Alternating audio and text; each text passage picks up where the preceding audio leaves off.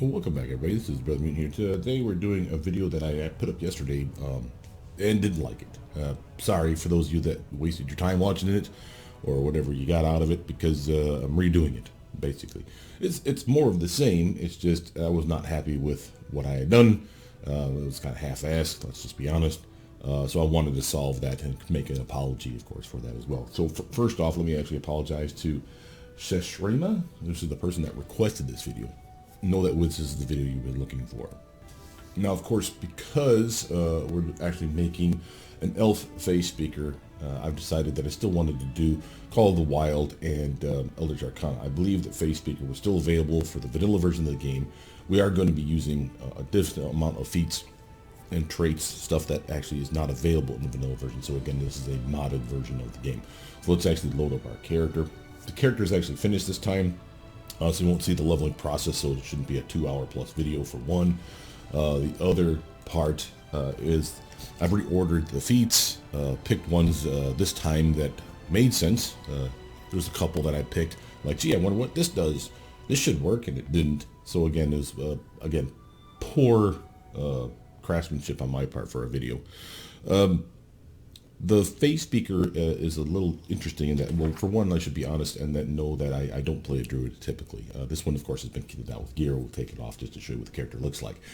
But the Feyspeaker is kind of weak in the regard of they don't get a lot of attacks. As you can see over here, we got 3, and part of that is simply because we actually have a speed weapon in our hands. So again, they're only getting 2 attacks normally.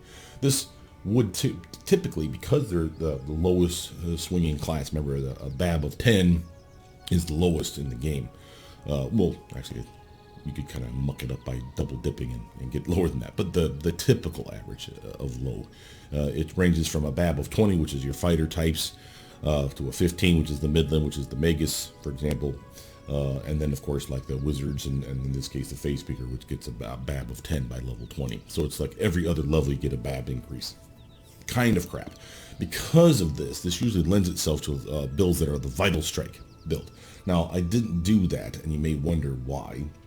So let's explain this real quick. So for the Vital Strike and the Improved Vital Strike and Greater Vital Strike and Epic Vital Strike, or all the other ignorant feats that come with that, what that means is you take your entire combat round. If you have a full turn action, instead of swinging twice, which is lame, you swing once, which is still lame, but you get like some decent damage out of it. So you get double the damage, triple the damage, or quadruple the damage, depending on if it's Vital Strike, Improved Vital Strike, or Greater Vital Strike. So you can see the appeal for those type of builds. You're only swinging once, so you better goddamn hit, but when you do hit, you're still going to do like quadruple the damage if you do the best possible scenario. And there's another feat or two out there that have been added that can make that epic.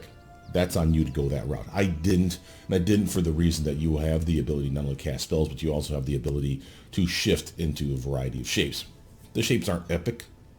There's a lot of stuff that we could have done, but would have required you to have a wisdom that was like 13 or higher. The other thing about Feyspeaker that's odd is that it's a charisma-based druid. Obviously because the Fey are fond of people that are either pretty or that are charismatic. Would be the logic I have for that one. The other thing that I did not like about the other build was my incessant whining about how you should have made yourself a gnome or a tiefling. You specifically asked for an elf Feyspeaker, so that's what we have. The only reason I suggest either of those, by the way, was because gnomes really jive on illusion spells, and there's a tiefling build out there that gets a bonus, depending on the heritage you pick, for enchantment spells. And because of that, and the fact that you get these free Fey magic spells here, which is basically a level 1 spell all the way up to level 8 spells from the wizard spellbook. And you don't have to pick 1, 2, 3, 4, 5, 6, 7, 8, as far as the level of spells. You unlock them in that order. But you see that I have a level 1 spell in Color Spray, I have a level 2 spell in Mirror Image, I have a level 2 spell again in Blur, so I skipped the level 3 spell list and went right back to Blur, and I'm fine with that because this is spells we didn't have access to, and this is a really nice buff for you and your pet. I'll talk about that in a bit. And then, of course, we went heavy on the Shadow magic, so Shadow Conjuration, Shadow Evocation, which is in the vanilla version of the game, and this is a modified version of this spell now, so this one's even better than the vanilla version. I'll show you all that. Greater Shadow Enchantment, which we skipped here, which we could have grabbed. But, sorry, we could have grabbed Shadow Enchantment here. We got the greater version because it's more inclusive. Notice we even got the greater Shadow Conjuration and even greater Shadow Evocation, which again are better versions of these. And you'd be like, well, then why did you grab these two? Because they're early enough that you'd still want them. They're very good. And just so we're clear on how this works, while this is a level 1 spell from the Wizard Spell book, you cast it as a level 2 Druid. It's in your, if you pick it. Remember, these are not spontaneous caster builds. These are builds that are, you have to prepare your spells in advance. So this is available on your level 2 spell list. This is on level 3. This is on level 3 still. Again, because it's a level 2 spell. It's just one level higher, basically, is my point. Notice that the level 8 then is, of course, your level 9 spells. And again, I've put one in each category just so you can showcase these guys, which is part of the reason for this video. But the reason I, again, wanted the gnome was because there's so much illusion here. That bonus to illusion is awesome. We could have picked enchantment spells. It's either or. You mix and match as your heart's content for the fade magic that's in here. So again, that's why the tiefling idea. I didn't look into the tiefling to see if they actually had a charisma bonus. Obviously, you'd want one, so hopefully that's the one with the charisma bonus. But the gnome is a con charisma-based character anyway, so you get your charisma up. Excuse me. Elf is actually weird. Not that you shouldn't pick it. It's just that they're an intelligence dex-based build, and this is not really lends itself to that. I actually have more strength than dex. If you actually look at the stats when I started off the character, we started off with a strength of 16, a dex of 12. Nope, sorry, 14. 12 plus 2 more because of being an elf. 12 for con, and that's hard to get because, again, you started off with a con of 8 because you're an elf. An intelligence of 14, which is what you see right now. Wisdom was 7. We actually floored that into the toilet to get the con and the dex up. But I still maintain that's a solid choice. We put 1 point in it at the very end at level 20, so you bring that 7 up to 8, so again less of a penalty. And then charisma was a very weak 16, so you see we had to invest 4 points in it just to get it to 20. The reason you need to do that is, remember, you are a charisma-based caster and you have level 9 spells, something that I normally don't have access to. So to get the level of spell 1 through 9, each level you have to have a casting stat, in our case charisma, of 10 plus the level of the spell. So if you had a charisma of 11, you'd be able to cast level 1 spells. Charisma of 19 or higher would let you cast level 9 spells eventually. So we really need to get to at least 19. So I brought it up to 20 by here, which is more than enough time for you to get access to all the spells. You never felt like you were out of spells per se. And then of course the last point, because again it had all even stats across the board with the exception of that wisdom at 7, I decided to burn that last point at level 20 on the wisdom to bring it up to an 8. So that's what you're looking at here. As far as feats are concerned, notice that we started off, of course, with our typical spell vulnerability. This is highly recommended. And again, a feature that's been added thanks to Eldritch Arcana updated, as well as I believe Call of the Wild has it as well. And this is a very nice thing. Notice that you could have gone Frail or Peg Leg. Frail, I think, really screws you on HP. Peg Leg screws up your movement speed, which I think is a bad idea. And Spell Vulnerability was the other choice. So any of those three, if you pick one of those three, you literally get 2 feats for the price of 1 bad feat. So here's our bad feat, and then we get 2 good feats. In this case, we grab Power Attack and Dodge. Remember, we had a strength of 16. Because of the weapon choices that you had, which were, I want to say, simple weapons, and I think that's about it. Nope, not even simple weapons. Well, you have an unlimited list. You have club, dagger, dart, quarterstaff, scimitar, scythe, sickle, short spear, sling, and spear. No, and of course you're proficient on all the claw bites and whatever you get from slam abilities and whatnot that you get from your various forms. Notice this is not simple weapons. That doesn't include simple weapons, and it includes stuff that's outside of simple weapons like the scimitar. And I think even the scythe might not be a simple weapon. But it's a decent list. And because you went elf, something else we needed to point out is because of your elf, you have the elven weapon familiarity. So I could have gone with long bows, short bows, whether composite or not, long swords or rapiers. And again, the long sword or the rapier was a solid choice as well. Feel free to switch out. And you don't have to do quarterstaff like I did. I like quarterstaff because of there's a lot in the game. And I like the fact that quarterstaff hits hard when you use a strength-based build like this one. That and power attack. You can see we're swinging for some decent damage. And I figured, well, if I'm not getting multiple attacks, at least I can do is hit hard. That's the logic here. Now, you may think that because I went strength-based, and of course we're charisma-based, this is akin to what I do for my Eldritch Scion builds. They're usually, not always, but they're usually strength-based, charisma-based builds, which means we can do the Corning and Smash theme. For those of you that don't know what that is, the Corning and Smash theme is basically using your weapon of choice, your weapon that you're focused on, and you're basically intimidating bad guys with your weapon because you're that good at it.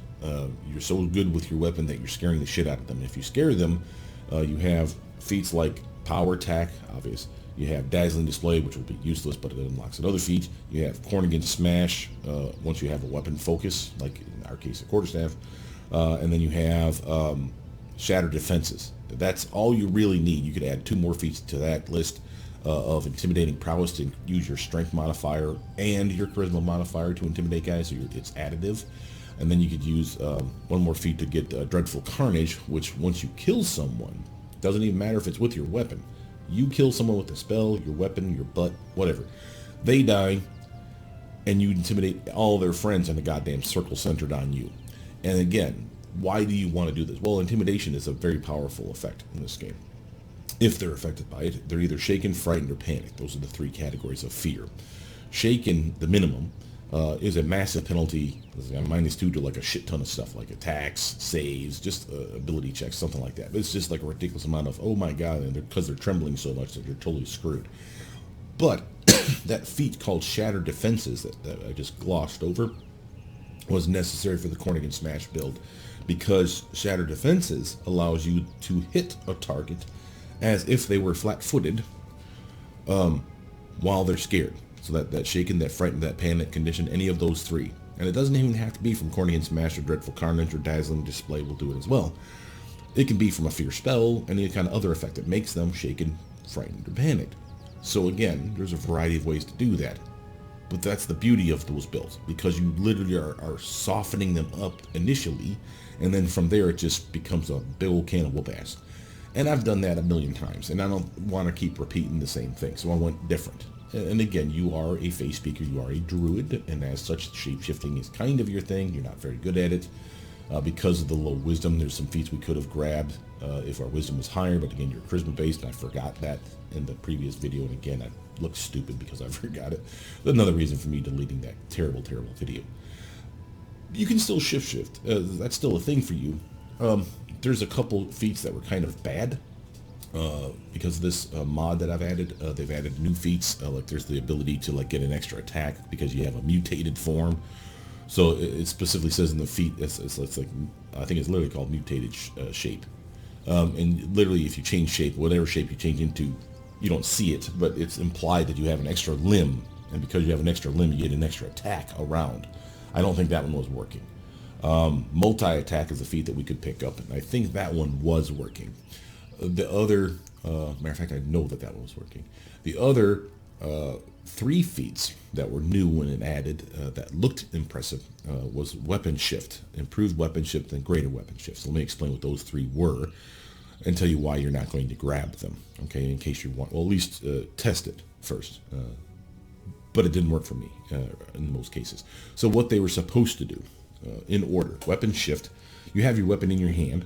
When you change shape into a bear, let's just say, your weapon just disappears. Same with your armor. Just like falls off your body. It doesn't fall off. It's not on the ground or anything, which is nice because otherwise you have to go back and pick that shit up. But it's basically considered absorbed to the body and doesn't give you any benefit. So you don't get your armor anymore. You don't get your weapon anymore. Just know that that's going to be a thing. But with Weapon Shift, you have the ability to take the physical properties of the weapon. Like, if it's cold iron, is it adamantine, is it silver, and you absorb it into your weapon attacks. So ideally, let's say go back to cold iron, you shapeshift into your bear, and you're fighting the Fae, they're routinely resistant damage reduction to physical attacks, but that's penetrated by cold iron weapons. Well, you're not a cold iron weapon wielder anymore, you're a bear. But if you had Weapon Shift, and had a cold iron weapon in your hand when you shifted, now your attack should be cold iron. That did not work. I tested it myself, so it's broken. The next one, so Weapon Shift unlocks the ability to pick Improved Weapon Shift, obviously. And Improved Weapon Shift is one that allows you to take components of your weapon and add it to your attacks. Like, for example, they give it an example, like if it's a flaming weapon. So your attacks now will have a little bit of fire damage on top of it. So the 1d6 of fire damage for your weapon is now on your bite attack, your claw attack, your smacking tail smack, whatever type of animal or whatever you shifted to. That one did work. Spotty. It didn't work on every weapon. For example, I had a lightning dagger. I did a dagger build for you first because I'm like, well, hell, dex space, you're an elf. Fucking let's do that dagger. And I was like dual wielding, and then I realized that was a bad idea.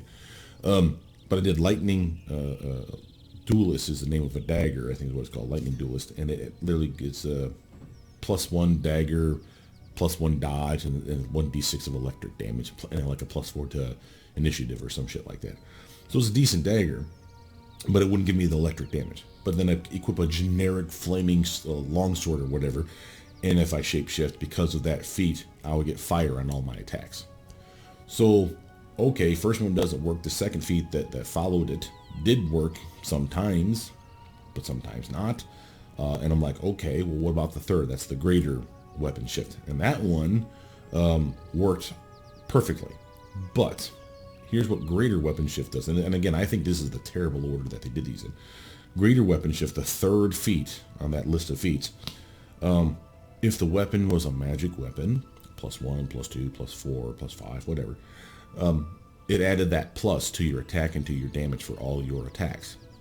Awesome, you may say. And that one, like I said, it worked beautifully. So I got a +5 dagger, or even a magic name dagger that's +5. And I was getting +5 to my swing, +5 to my damage for my claws, my bite, my tail slaps, whatever type of animal I turned into. So that one worked. And then I remembered, well, you're a Feyspeaker. You have all these spells. And as we're about to see when I go through your spell list, one of the spells is Greater Magic Fang. Lasts a long fucking time, and it's free. Well, it's one of your spells, so you just cast it multiple times, but it lasts like an hour per caster level, and it's a +5 to all your attacks. And again, it works for your goddamn forms, because it's your natural attacks. That's what Greater Magic Fang is. It's all about natural attacks. It'd work for your human form, too, if you went with, like, bare-knuckle brawling kind of thing.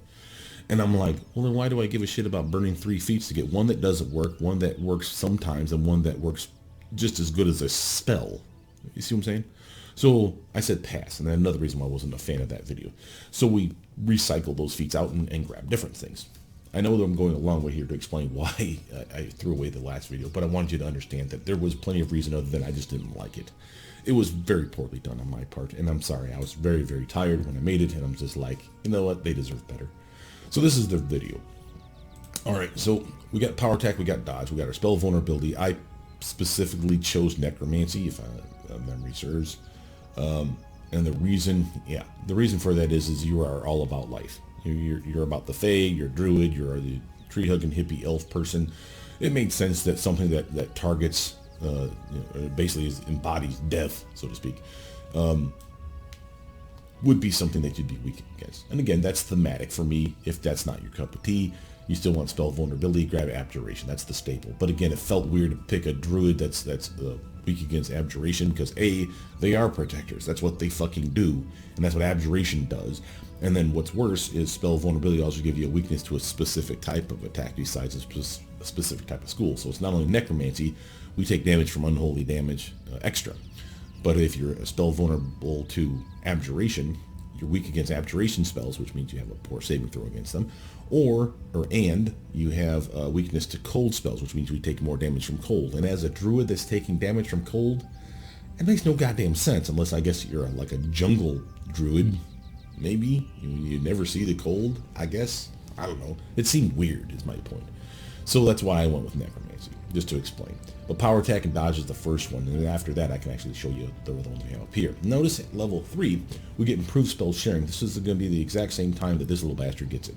And the reason, or I think one level difference, like you get it at 3, he gets it at level 2. Point is, well, I'll explain what that means in a minute. But point is you both need it, and the reason you both need it is it allows you to cast spells. Turns out, I originally thought that this was a personal effect spells. It is not. It is any spell. I can split. That's a duration buff. I can split the duration between me and him. But we've got to be close to each other and have this toggle running. He has the same feat. He can't activate it because, of course, he can't cast spells. But he still has the feat, and that's the key here. So as long as you and someone else has that feat and you're standing near that person, you activate your toggle, cast a spell on yourself, they get half the buff, you get half the buff. And be clear on this, half the buff does not mean it's half strength, it just doesn't last as long. So it has to last at least 2 rounds or greater, because it's getting cut in half. So most of our buffs are like a minute per caster level. Now it's a half a minute for each of us. And that allows me to make them awesome and me awesome. For example, mirror image, blur, spells we didn't have access to. Suddenly both of us are fucking tanks. We got 20% chance to miss for like 10 minutes apiece. We got massive little mirror images of ourselves surrounding our bodies for 10 minutes apiece. And of course that won't last that long, but every fucking chance that they have to hit us, they may hit a mirror image, and then of course protect us from full damage, which is a solid way of doing that, which is why I did that. And we have more spells besides that. We got Bark Skin, we have, I'll show you when we get to the spell one. But the point is we have a variety of ways to buff both of us up.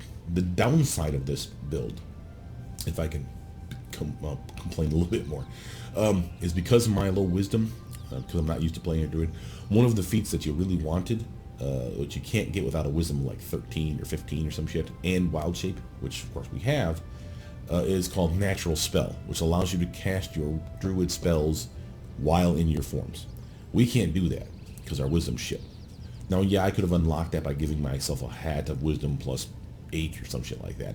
That's a thing. You can totally do that. So swap out one of these feats, for example, this one or this one, and to get natural spell. You could have done such a thing. I didn't, because I made the mistake in the first video, and I'm like, I'm going to continue with that mistake to drive the point home that you are not a wisdom-based build.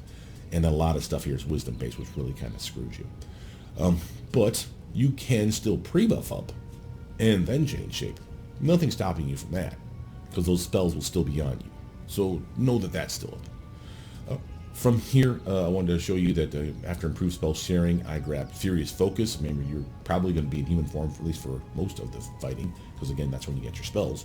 When the poop hits the fan, you run out of spells. That's when I suggest that you make sure your last spells are to buff yourself up, and then you change into a form that's appropriate for mauling the fuck out of stuff. And you still have power attack. Remember, all those feats are still applicable, except for this one here. This one's only applicable if you're using a two-handed weapon or a one-handed weapon in 2 hands, and the power attack feats on. That massive penalty to our swing, you're seeing down here, that -3 power attack, that sucks. But we can overcome that with Furious Focus for the very first swing. So the very first swing, even though it says it's -3, is actually you'll get that 3 back. So your very first attack in a combat round will be at the full attack bonus without that -3 penalty. So you're still getting your damage. And again, -3 should be +6 damage, but because it's two-handed and you're using power attack, -3 to your swing should be +6 damage, so it's going to be +9 instead, which is why you're seeing such a high number here. Same with strength bonuses, because it's a two-handed weapon, instead of just being +7 to your damage, it's 50% stronger rounded down. So 7 and 3.5 is 10.5, round that down to 10. So it's 10 and 9, that puts us at our 19, and the reason you see another 4 here is probably because I have a +4 weapon. Yep, there you go.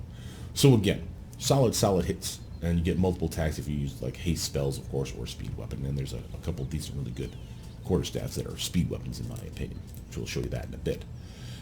From there we went into spell focus Conjuration. It's late in the build, but this is not that late in the game. So level 9 we got that, and that's to unlock our ability to do things like augment summoning and superior summoning for obvious reasons. Remember, you are a druid, you have access to summoning spells and conjuration spells. It's kind of your cup of tea. Those summons, remember, are not summon monster 1 through 9. There's called summon nature's ally. Of course, summon elemental is still on your list. You get the ability to summon squirrels. You get the ability, and there's a variety of fucking spells that are pretty badass, is my point. And again, having these there, these augmented summoning and superior summoning are pretty useful. Notice that I have blind fight late in the build. Our pet has blind fight, improved blind fight. Now I think you can give him greater blind fight just to be a complete utter dick.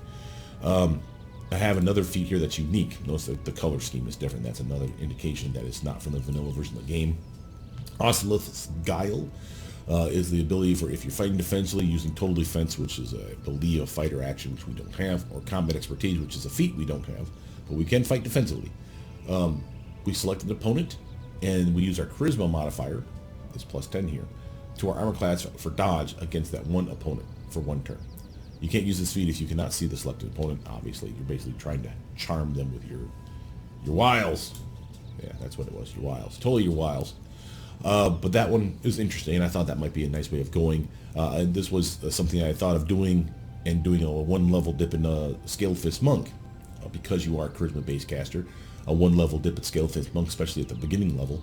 Could have been a nice plus 10 by the end of this build, as you can see, to your armor class. And then we could have gone things like Crane Wing, Crane Style, Crane Riposte, all that cool shit. But didn't want to. And again, it's not because it wouldn't be badass. It would be totally badass. It's just you didn't specifically say you wanted anything other than Feyspeaker. So I tried my best to keep to what you were shooting for. But know that that was a total option here. And then, of course, at the very end, I grabbed more additional traits. On that, we should show you what the first traits were. So, at level 1, since this is your main character, you get to pick an emotional drawback or a physique drawback. We take emotion first. Notice that I took bitter, and normally I take envy. I took bitter for thematic reasons.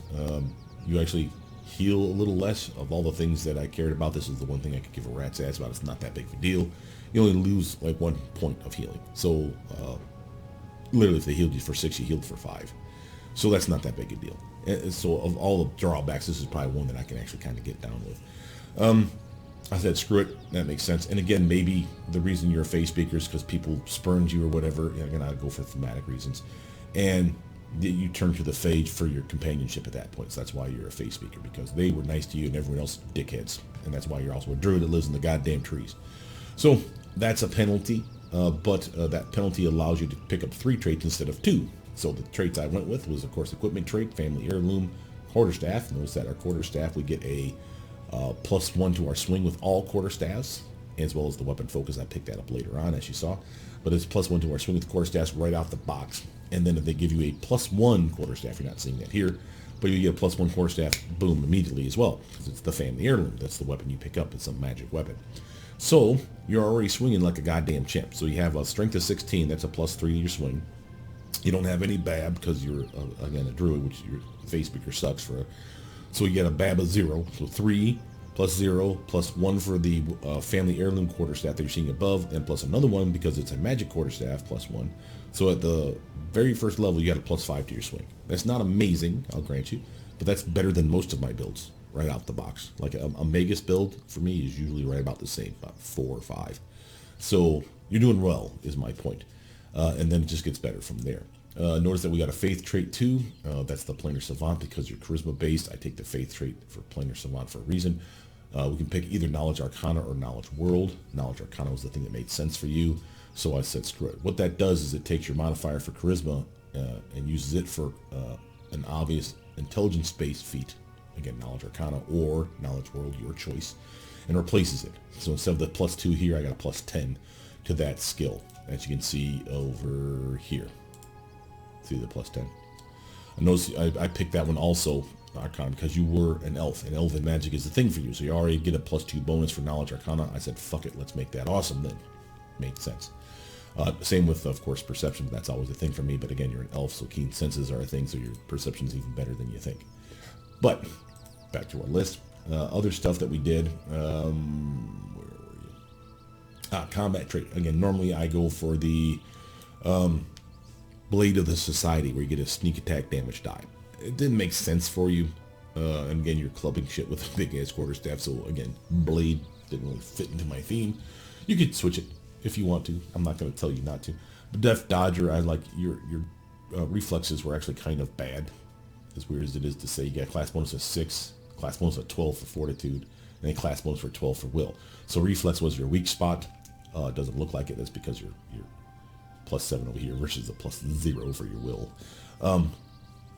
But it was kind of weak at the beginning, and I'm like, you know what, let's give ourselves a little reflex bonus, hence Def Dodger. Again, later on, we picked up a physique drawback. That's that very last feat pick over here, the additional traits. So we picked up that one last, and then last we went for hedonistic. I didn't bother to look through the list to see if there's something that was thematic. You can feel free to do so, but this is usually a staple. And by this point, you have so much money that you literally are never seeing this penalty, so I don't care. And again, a druid that likes material wealth is kind of funny. Magic trait, social trait, and regional trait were the traits that I picked at this point, because again, one physique drawback gives you 3 traits instead of 2. Magic trait, we went dangerously curious. This was a way for us to unlock, where is that? Use magic device. You see that +3 class skill and the trait +1. Those 4 points came from that one dangerously curious trait. because we did not have skill in it. And again, I only invested 9 ranks in it, but you see we finished with a solid total rank right now with of course, our high charisma of 23. For those of you that don't know, for Use Magic Device, when you do a check, let's say you're using a wand or a scroll, it's 10. I wish they would say this in the pop-up, but they don't really tell you this. It's 20 plus the level of the spell. So if it's a level 1 spell, like say Magic Missile, you have to roll a 21. You get a 1d20 die to roll. That 1d20 gets added to whatever this number is here, and if you succeed, if it's equal to that number or higher, then you pass, you use the wand or the scroll or whatever. So you want at least a 20 here, because then you need to roll a 1 to pass a level 1 spell, a 2 to pass a level 2 spell check, and again on up to level 9, the highest one you can have. So you need to roll a 9 out of 20. Pretty simple to do. We have 23, so we're automatically going to pass, I believe, level 1, 2, and 3 spell checks.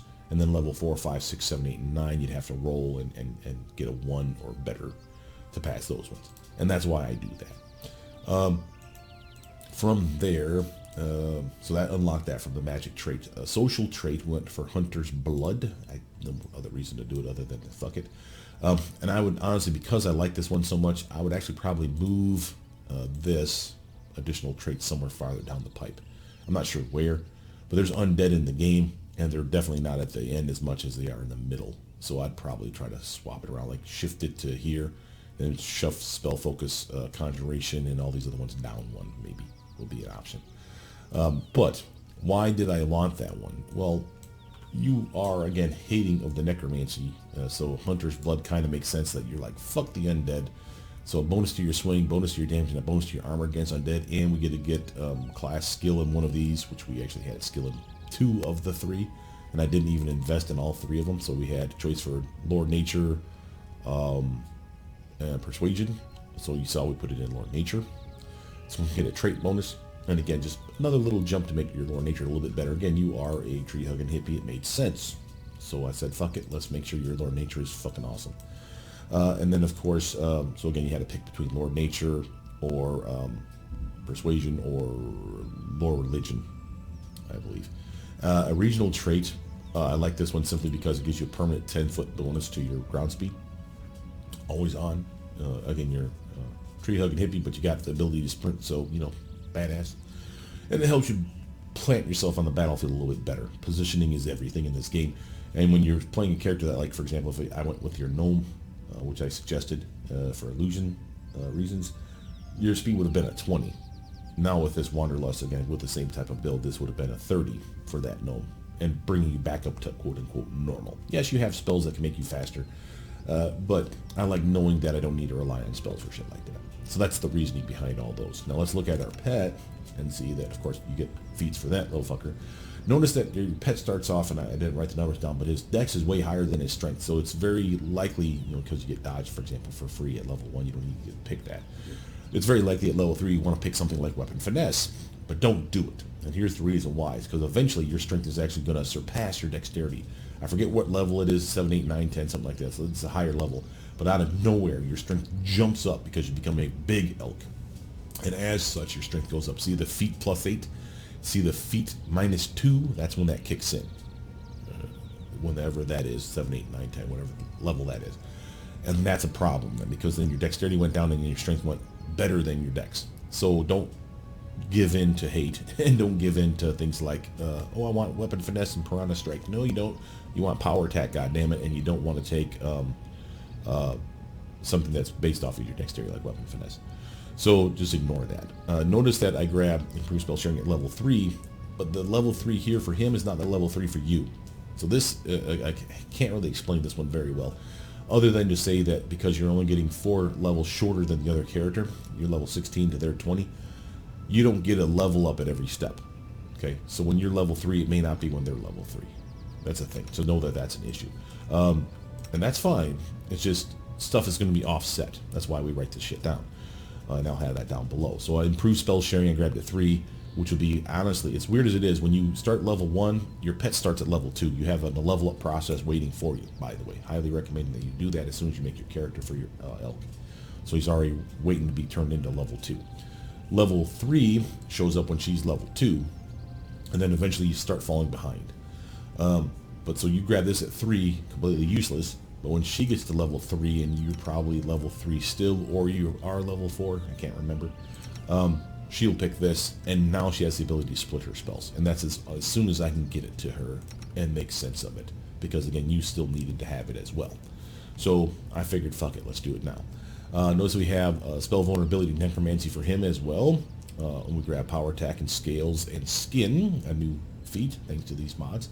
Power attack for obvious reasons. Again, your strength-based build at this point, even if you weren't quite stronger than you were dexterous at that point, you are getting strength because of this here, physical prowess. Strength dex, etc. so forth, 7 times. Same with armor increases. Just like you saw with the Eidolon, and very similar to the Eidolons, by the way, because you get things like evasion, improved evasion, devotion, multi-attack. Feels just like the Eidolon. Really, really does. Except you get 16 levels and they get 15, and they get, for whatever reason, they have these 7s twice without being an increase. I don't know why they show them twice. So that's the thing. But for spell vulnerability, I went with the same vulnerability, so necromancy. Again, you're a living creature, so it makes sense. If you want to switch that up, fine. But again, abjuration makes no sense. You got a big fur goddamn coat. Why would you be susceptible to abjuration and cold? So I said no.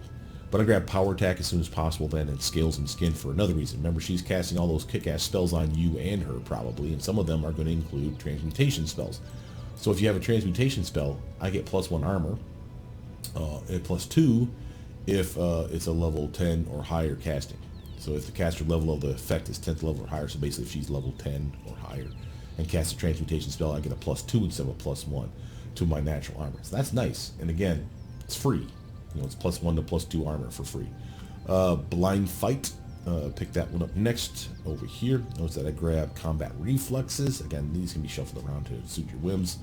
I probably should have grabbed spell vulnerability with it held down here, but I just forgot, quite frankly. But that's the thing you could have done and grabbed like 2 feats here instead of just improved spell sharing. Like I could have had power attack at level 3. But blind fight, combat reflexes to capitalize on all that beautiful dexterity bonus that you have for extra attacks in a combat round, for attacks of opportunity, of course.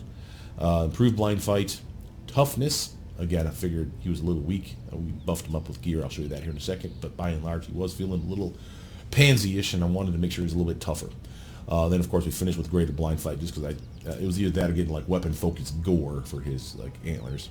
He doesn't have just antler attacks, despite what it shows here. I don't know when this unlocks, but certainly when I started fighting with him, I realized that not only did he have a gore attack, but he has 2 hoof attacks. So he actually does stab you in the head with his antlers, and then he raises up and just stomps on you with 2 fucking hooves. So he has multiple attacks in a combat round. So he's actually a lot more beefy than you think when it comes to shit like that. Of course, his attack bonus is better than yours, so he actually gets multiple attacks because of that as well, I'm sure, too. Maybe that's when the hooves show up. But he's extremely strong. He's very big right now because, again, he gets the larger size once you get that big growth spurt that makes you higher strength and lower dex. He has enough of an attack bonus that his power attack is -4. That's a +8 to damage, and I can't get that to +12 because he can't wield his horns or his hooves like a 2-handed weapon. So it's always just going to be +8. But again, you can see he's still crushing it. He's getting extra damage somehow. So he's really doing fine. And he hits really very hard. The 2d6 again is better because he's bigger. When he was smaller, I want to say it was like 1d6 or 1d8 or something like that. So it was less damage until he grows in size. But once he grows in size, he becomes a little monster. So he's very, very cool. And we have lots of spells, as I'm about to show you, that allow you to buff him, you, it, whatever. Now on gear, let's do that first. Notice that with these mods, your pet, your animal companion, can now wear gear. I don't think they could in the past. The only slots you have is head, shoulders, neck, belt, and bracers. That's it. You can't change weapons because obvious, and everything else is tied up. So you see the white or grayed out areas here, showing you can't use them. This is not like the Eidolon, where if I have bracers and you have bracers, you don't get the benefit from. No, this is an actual living creature, so they benefit from it. The Eidolons, well, I don't want to say they're not living. Remember, they're a construct from you. You summon them, you bring them into existence, and you're linked to them. That's a difference. You're not linked to your animal companion. This is just your bud. So this is cool because this means you can kit this guy out. So you can kit him out any way you want. I figured obviously braces of armor class +8 because he doesn't have armor at all. Yes, he has natural armor and so on and so forth, but I increased this 8 goddamn points because I put those bracers on. That's a solid upgrade. For hat, again, not a lot of need for intelligence-based stuff. I mean, you could have really gone kind of crazy, by the way, with some of these gear. giving him gear that gives him spells or spell-like abilities. That could have been a thing. And I did for one, for example. But again, we'll talk about that here in a minute. But notice this one here. Your main weapon, which I'm fairly certain is this guy here, gets the Fey Bane special ability, so we basically get a +2 to your swing against Fey creatures, and does 2d6 of extra damage to them, which is awesome. We also get extra armor against attacks from the Fey, +4, and it's an insight bonus, which means it stacks with all kinds of other bonuses that are not insight bonus. So that means here, here, and here it should go up 4 points against Fey. Fey are the heaviest bad guys in the game, as far as how many you're going to fight at the end. So it made sense. From there, notice I grabbed the Shaman's Cloak. Give me some saving throw resistances, 5, 5, and 5, something that we could definitely use. And you give me a spell, Earth Body, Elemental Body for Earth, turning into a big rock monster, as if I was a 17th level wizard. I've yet to even see if this actually works, so we'll actually test that out here in a sec. Charm of Deep Waters. This one here is a bonus to not only his con, so you're seeing over here, Charm of Deep Waters +6, so extra HP, extra fortitude as well. And hell, his reflexes are better than his fortitude right now, but still, he's doing okay. And a +5 deflection bonus. Remember, that's normally on a ring or a spell. We didn't have a good spell to cast on him that gave him deflection, and we didn't have the ability to wear rings, so I'm like, fuck it, I want that deflection bonus. That's a really, really nice bonus. And it turns out to give me con. Because of that, that means for the belt, I don't have to go crazy for con. I went for a weird belt of attack. This is a +4 to strength, dex, and con. So 4, 4, and this 4 is ignored because I already have the 6 from here. So my strength went up, my dex went up, and my con went up from these two pieces of gear. And it gives me another spell-like ability, Legendary Proportions, which actually does work on this form, which is pretty fucking badass. Now, before I show you hers, I want to show you his. So click on him. Notice that we have, again, here's our improved spell sharing. It's a toggle. He has no spells that he can cast, not counting the one he gets from his gear. He has power attack. He has, of course, charge ability, your coup de grace, your fighting defensively, and power attack. That's basically it. He's very simple. However, let's see if we can do the Earth Body. Oh, fuck yeah. So here's your Earth Body. So now he has 3 attacks, as you can clearly see there, slam and slam. 22, 17, and another 22. He is probably stronger. Yeah, polymorph +8. Ooh, Jesus, look at that, fucking 15 right there. Power attack is still on, so we're still hitting like a brick shit house. More damage, and probably even better armor, technically speaking, because elemental body +6 natural armor. Yeah, nice. And the braces are still working, so we got even better armor now. So again, cool, and that's going to last him for 17 minutes. Minute per caster level. It was a level 17 wizard. Nice. So again, I can be a badass this way. And I still can cast spells. I think this might even work. This is Legendary Proportions. That's from the Belt of Athak. Now notice this one. Polymorph +8. Oh, it looks like it canceled. It didn't work on it. That's too bad. I should point out that it does work, so let's actually power rest here to show you that it does work. Obviously you can't merge the two together is what I'm saying. I didn't know, that's why I wanted to test. So if I use Legendary Proportions now, you'll see that I get bigger. What? Legendary Proportions is awesome, and look at that freaking antler doing 3d6 of damage. I have no idea what the hoods do for damage, but definitely they're more damage now. We got a bonus to strength, size bonus, +6, very nice. Dexterity, no penalty. The penalty here is from the feat, that's from your leveling up process.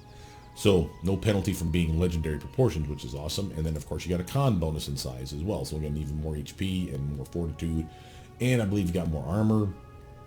And Legendary Proportions +6, so again you're extremely tough now. So we got a lot of bang for our buck with those 2 pieces of gear. And again, oh, is that Scales and Skin kicked in? See that +2? That's because I'm using a transmutation spell. Legendary Proportions is a transmutation spell. So that's awesome. And again, she even has the ability to cast that spell herself. She could cast it on him or split the difference between the two of them. But those spells don't last very long. It's like 1 round per caster level. So she's level 20, so it's 20 rounds. That's kind of lame sauce. But we'll talk about that later. But this is a way for him to be suddenly beefier, is my point. And I kind of dug that. And I got 2 spells that can do that. So I got one that's short-lived, and then I got one that lasts a long time. And Earth Elemental, I should have pointed out some of the other things that it gets besides the slam ability, the extra armor, strength, and con. It gets immune to critical hits, sneak attack, DR5/dash. You move slower, but yeah, it's not that big of a deal for him because again, he was already pretty goddamn zippy to begin with. And he gets a bonus to his attack, his damage rolls, and combat maneuvers, and he's resistant to acid but vulnerable to electricity. So there's a lot of bang for your buck between those two spells. So I thought that was pretty cool. And again, showcases the fact that he can cast spells if you give it to him in gear form. Now for her, well, let's actually talk about her gear first. This isn't everything. This is just some smattering of stuff that I put together. Notice that we went heavy on the illusion, as I'll explain why when we talk about our illusion spells. We got the Deceiver's Hat, a little lame bonus to Wisdom, so your 8 went up to 10. That's weak sauce. Instead of giving me the hat that's 8, 8, and 8, which is my staple, I said, oh, I like the illusion spells, and I want to make sure they land. So here's a +2 DC to all your illusion spells. We don't have many, but we got like 8 of the goddamn things. And of those 8, like I think 6 of them have a DC check. So it's not bad, and that's worth doing. So I said, fuck it, let's take that +2. Then I said, well, let's double down some more. So you notice I have Maya's Charm. This is for illusion and enchantment spells, another +2. So we're at +4 for illusion, +2 to enchantment, which we don't have many of, but we do have access to anyway. But it lowers your strength 2 points. That's why you're seeing the red here. But we've got it countered by the belt as well as the Ring of Circumstances. So again, we're still doing fine. Notice you need a good alignment to use that. I had to actually change her alignment because I started her off as neutral. So I went into the editor, made her neutral good so that she could wear that. And again, a nice illusion bump. Then we gave her bracers since I don't need armor. And I didn't give her any better armor, I should have. I gave her Golden Vision bracers. These are the ones that are bonus to, again, Illusion School DC check +1. So now we're at a +5 to illusion spells. We don't even have spell focus illusion. We're already at a +5. So the 10 here and the 5 is 15. So for against illusion spells, it's 10 plus 15 plus whatever the level of the spell is. So that's 25 and then some for the DC check. That's a very good DC check in my opinion. Could have been better, but I'm happy with that. And notice also, I take that back, we even got a DC bonus from this. See the circumstantial bonus on the very bottom of that list? That's for DC checks, and that's this guy here. So we're at even another point higher. So instead of, what did I say, 25, we're at 26. So, and then the level of the spell. So we're doing real well for illusion is my point. I went for a Strigway's Embrace because where charisma is kind of sucky. There's a variety of ways to get charisma. Gloves is a way to get charisma. Hat, obvious. And then even the back. Strigway's Embrace is a +8 to charisma. That's the best you're going to get. And we can cast Energy Drain spell once a day. So that's part of her free spell on her tray. Notice that we have Ring of Circumstances. You can activate 4 things on this any given time. So I went for charisma, obviously, which is why we're so high. Went for dexterity because I like it being dexterous. That's extra armor. I like strength, so we went for strength. So again, we're hitting harder and better chance to hit. And then spell DC. But you could have mixed and matched to your heart's content. You could have gone Wisdom. You could have gone Constitution for extra HP and Fortitude. You could have gone extra armor class, just generically. Movement. You could have done a variety of things with that ring. It's one of my favorite rings. Got, of course, the second favorite ring, the Greater Ring of Ultimate Protection, because it covers so many things. And since I'm losing my back spot here for this cool-ass enhancement to Charisma, I don't get any saving throw bonuses. Well, the ring gives you that. So that's a +5 here, here, and here. That's nice. +5 deflection bonus. Again, another reason you have a ring slot. Spell resistance. Awesome. And DR2/dash. Very, very tough. From there, I forgot to do armor. We'll talk about that in a minute. I'll show you the armor list. But with the Belt of Physical Perfection +8, I think you can buy 2 of these in the game. You can definitely get one. And you have to buy it. It's like 100 grand or some shit. And it's at Pitax when you go to that fucking contest. You buy this and the ring. So those are your big ticket items in my opinion. This is a solid upgrade for any character. It's an 8, an 8, and an 8 to your strength, dex, and con. That's an awesome buff. For gloves, I got the alkali gloves. There wasn't really anything in this list that I liked, but they're so light that honestly I would pack out multiple gloves and then say, oh, I need to be better at knowledge arcana. Put on these gloves, please. And that's what you would do. So you have gloves that give you a skill. But the alkali gloves, it doesn't show it here, but it allows me to do acid damage for every smack. Well, that should work even in my animal forms. So when you turn into like a panther, leopard, whatever the fuck it is, and get like 5 attacks or 3 attacks in a combat round, and you're mauling the fuck out of everybody, it should do acid damage, acid damage, acid damage on every fucking smack. Which is cool. For the boots, normally I get the Manticore skin boots. For those of you that don't know, Manticore skin boots give you the natural armor class. Well, because you're a druid, even if you're just a Feyspeaker, you're still a druid. And they have access to that spell called Barkskin. That's natural armor enhancement. Okay, so natural AC enhancement. Doesn't stack with itself. So the Manticore skin boots, that's natural armor enhancement as well. And not even +5, I think it's like +4. So I said, fuck it, I don't want those pieces of shit. I'll cast the bark skin spell on myself. Hell, I'll even split it between me and the pet. So we'll both get 5. It'll only last for like, I don't know, I think it's 10 minutes per caster level, so it's 200 minutes, 100 minutes for me and 100 minutes for him. I'm fine with that. That's an amazing spell. So now I don't need that piece of gear anymore. So Swamp Dweller, and that's available, by the way, very early levels, like a level 2 spell. So now I can get stuff like Swamp Dweller's Boots, where I'm immune to ability damage and ability drain. So if you're ever fighting undead and you know how much these little sons of bitches fucking suck, I don't have to worry about, strength, dex, con being in the toilet, or charisma, wisdom, intelligence going to 0 and killing me that way.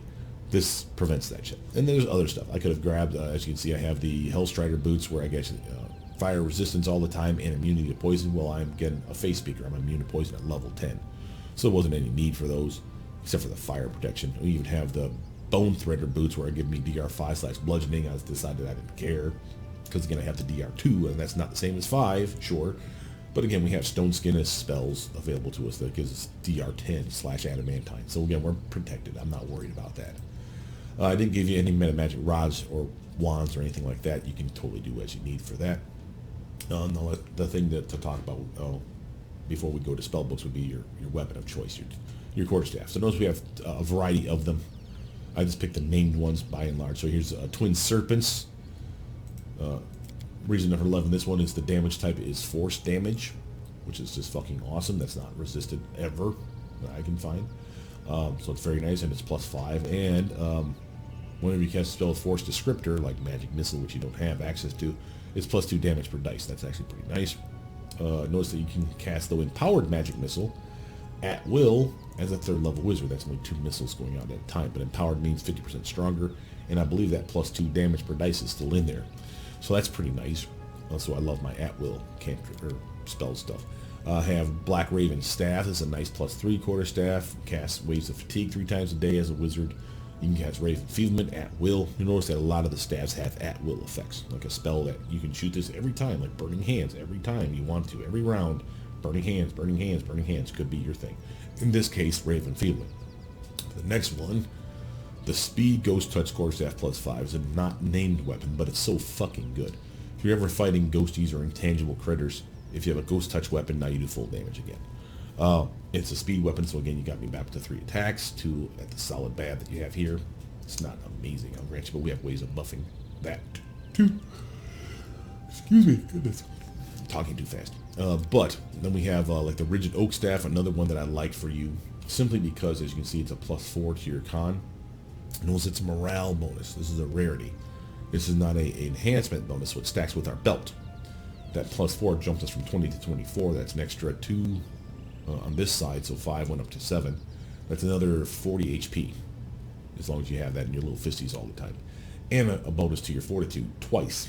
2 comes from this going up from 5 to 7. Another 2 comes from the actual staff itself. See where it says morale +2? So you went up 4 points in your fortitude just by switching over to this weapon. And yeah, there's a spell in it. The spell is Sonic. Resist Sonic twice a day. No one gives a shit about that spell. And you have access to that spell naturally anyway.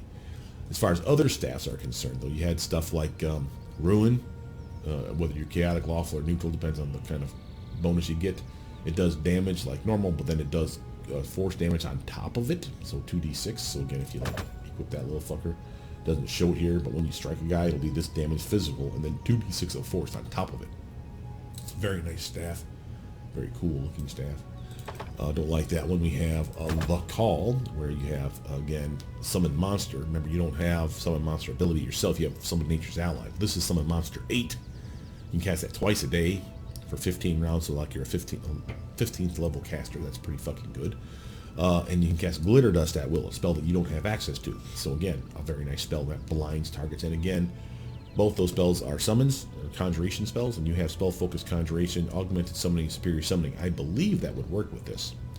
So that would be cool. I don't like that one. We have the Undaunted, so this is when you hate undead, I believe. Nope, Flaming Aberration Bane. So again, really nice weapon, +4 weapon, no less, for a bonus, morale bonus to persuasion skill checks when you're trying to intimidate. So again, if you did the Corning and Smash build, this would be an awesome weapon for that. You can cast Remove Paralysis once per day. Obviously, you'd use that on your pet. If you're going solo, don't recommend it for this build. We have Burned Oak, +2. Cast Fire Snake twice a day, and Burning Hands at will. Again, free damage. Speed Ghost Touch, we talked about that already. Flaming Speed, Quarterstaff, another unnamed weapon, but still an awesome one. So Flaming, +4 weapon, that's a speed weapon besides. It's a solid choice. From there, we have, we got Prowling Chia. This is the lame one, but this is one of your first speed weapons for your Quarterstaff. So you can get a +1 Quarterstaff very quickly. That's also a speed weapon. You notice how you can cast Mass Feather Step 3 times a day. Remember, this one actually protects you from difficult terrain. A lot of the Druid spell list includes difficult terrain type stuff like your Entangle, your Sickening Entanglement, your Leeching Entanglement, your Flaming Entanglement, whatever. You get a bunch of fucking spells that entangle. So having that immunity for you and your pet is actually pretty fucking cool. From there, other stuff was Necromancer Staff. Notice this one here, those Staff of Whispering Souls, you have to be evil. That's why it's red out. This is the only one that gives a bonus to intelligence that's not, well, one of the few things in the game that gives a bonus to intelligence that's not an enhancement.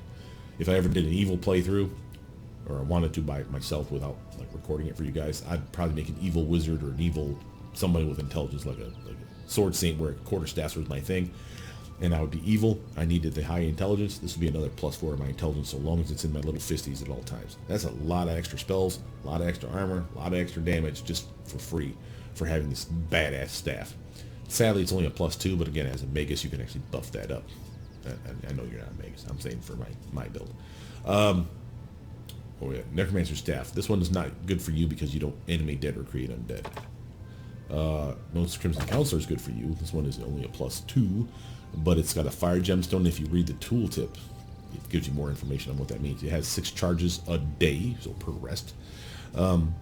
By spending 3 of those charges, you can cast a fireball spell, so you can get fireball spell twice a day, or spending 2 charges, you can get Scorching Ray. And again, I think that's the full 3 beams. So you got either 3 Scorching Rays, 2 fireballs, or 1 fireball, 1 Scorching Ray, and you're done.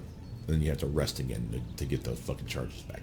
It's a decent fucking weapon. If it did fire damage on top of it for a strike, it'd be fucking baller. But sadly don't. And it does look pimp. It's got the little fire gemstone on the fucking sides there, like you see. Will of the Disciple, that's the last one. The other one was the Family Heirloom, Quarterstaff +1. Notice this one here.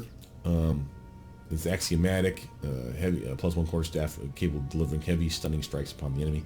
That's for when you're playing a monk. So you're not a monk, so don't bother. Notice that we have these Quarterstaffs here that cost $18, and then these ones here that cost $1. There's a spell that you will use, I'm going to show it to you, that allows you to throw a Quarterstaff down from your kitty. It doesn't have to be in your hands, which is good news. You just leave it in your pack. You want the ones that are worth $1. You can buy this in the store. If you gift it to yourself, I gifted myself yesterday the wrong one while I was recording the last video, and it didn't work. And I'm like, what the hell? I know the spell works. It turns out that's because I grabbed the wrong Quarterstaff. These went, for whatever reason, in the bag of tricks was the mod that allows you to gift yourself all this gear. I gifted myself something that said Quarterstaff, and I assumed it was the generic Quarterstaff. This is the $18 version. These ones are garbage. They won't work for the spell. This one will. It has to be a Quarterstaff, period. There can't be a magic, can't be a masterwork. It's much like that short sword requirement for the fucking Summon 6 Goblins spell, which you do have. You could keep short swords on your person. Same with the Quarterstaff though here. This one, you throw the Quarterstaff down, it's a very high level spell, and it's called Change Staff, I think is the name of the spell. You take it out of your pack, you throw it down, you lose the Quarterstaff, but it's a buck, so who cares? And it turns into a treant, giant fucking tree monster for you to fucking pal around with for hours. It's fucking awesome. The downside on that treant isn't that he's vulnerable to fire, which, I mean, he's fucking made of wood. I mean, of course he's vulnerable to fire. It's the fact that if you're in a dungeon and you go from level 1 to level 2 or any kind of like transitional zone, he won't follow. So he's great for when you're going to be in the open plains for a long time. He's great. Well, he's great anytime, really. But it's one of those where know that hour-long per caster level duration on him isn't going to be that impressive because you'll never use it. But he's cool. And again, you just need to have a cheap Quarterstaff on hand to cast that spell. So know that that's always a thing. Let's get me back to... No.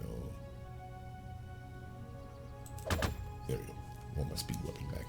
Okay, before we switch off of here, of course I do want to remember, we have the Elixir of Inconceivable Transmutations of Body and Soul, and also Mind. This is a gift from Bakken. If this is your main character, which it probably should be, you can drink this. Notice that everything's going to go up 2 points permanently. Okay, and that includes your intelligence and everything too. So of course, better fortitude, better reflexes, better will saves, better armor class, better damage. Also, better spells a day. So, free spell, free spell, free spell, free spell. Doing pretty good.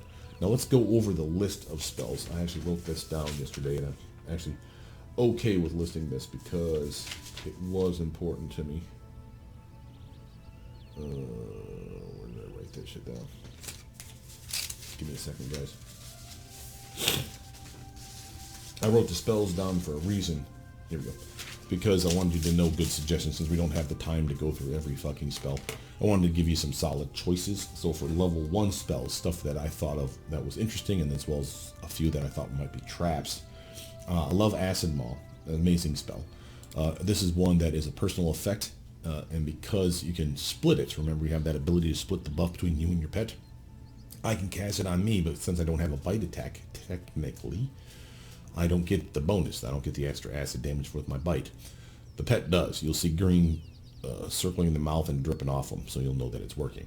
So you can just cast it on him as normal, give him the full fucking buff for 20 minutes, or you can split the duration. Why would you want to split the duration if you don't have a bite? Well, I have a spell that can give me a bite, and then 2, I can change shape, remember? You don't have natural spell. So you have the ability to fucking buff up ahead of time and then turn into something that has a bite. Chances are that acid bite will still be on you. Decent spell. Even if it's only used for him. And again, he doesn't have a bite, you may say. But again, that same spell that gives me a bite can give him a bite too. So it can work. And it is decent. Other than that, other stuff in this list, of course, your Entangle. This is, again, one that's difficult terrain. Again, if you have for free as a druid at like level 4 or 5, the ability to ignore this difficult terrain stuff. It's called Woodland Stride. But again, Feather Step could work for you and the pet and be the same general principle here. Solid buff. But this one here is really nice because the Entangle is a massive penalty to all kinds of things. I wish they would tell you in the tooltip here what Entangle does. Or have it like highlighted in a way where I could cursor over it and have it pop up and say, Entangle does this. That would be a good idea, it does. But for those of you that don't know, Entangle is like a massive penalty to dexterity, like a -4 or some shit. And then, of course, anything that's applicable to that. So their dexterity is lower, so is their reflexes, so is their armor class, so is their attacks with ranged weapons. You get the idea. It's a massive fuck you to the bad guy. That's why Entangle is so nice. And the area of effect is fucking huge, and of course not teammate friendly, so be careful with that shit. Other stuff in level 1 that I was a fan of, Fairy Fire. This is a unique spell that druids love for this reason. So as much as I love Glitter Dust, you guys know about this from my Magus days. For this guy, this would be the one I'd rather have. Yes, Glitter Dust can coat somebody and make them more likely to be spotted because they were invisible, now they're coated with dust. So it basically is an anti-stealth spell, but it's also a anti-vision spell in that if they fail their saving throw, they go blind. This one doesn't have that, but this one just massive penalty again to their stealth checks, and watch this, concealment provided by darkness, blur, displacement, invisibility, or similar effects are straight up ignored because they're outlined. You can clearly see the outline of the fucker because it's what Fairy Fire does. It doesn't do any damage to them. It's not actual fire. But again, beautiful spell, amazing spell. And again, for invisible targets, if you roughly know where the little son of a bitch is, you hit him with Fairy Fire. He's outlined now. That -20 or that 20% mischance or the 50% mischance based on blur, invisible, displacement, blah blah blah, that's gone. So as while we have blind fight, and that's helpful, this is more helpful. But again, you may not want to pack it all the time, so I can see why you'd run out. That's why blind fight was still useful to me. Other stuff on this list though, also love myself Snowball over here, amazing spell. Conjuration spell, remember we're spell focused Conjuration, we picked that, so we have a better DC check on that one. Does decent damage. Obviously you want to intensify that if you can. You didn't take any meta magic, but there's meta magic rods in the game that can do up to 10d6 of damage for you. And that's not resisted as far as spell resistance is concerned. Another reason I love this one, even if they make the save, it has nothing to do with the damage. It's all about whether they're staggered or not. I don't give a fuck if they were staggered. I just give a shit that they take 10d6 of damage. This one is 5d6, obviously the normal version. Other stuff that I like could be of interest, and everyone's different on this one. So you have Produce Flame. This one here, You can use it as a melee fire attack. So if you need some just generic fire damage, this is not bad. It lasts for a decent amount of time too. Or you can throw it as a ranged attack weapon. So if you throw it, it uses up a minute every time you throw it. So at the early levels, it's going to burn up quickly.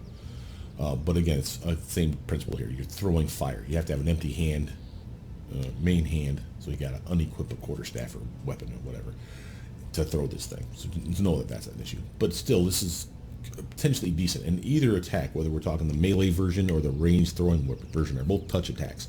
So again, you have a pretty good chance of hitting a target. So it's not the worst idea ever.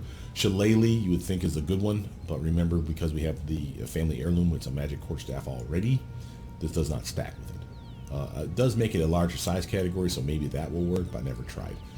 But it turns it into a +1 enhancement, and again, we already had that, but it should increase in damage, so there's still that. Other stuff, though, that's on this list, Frostbite and Obscuring Mist were the last two that I gave a shit about. Frostbite's this guy here.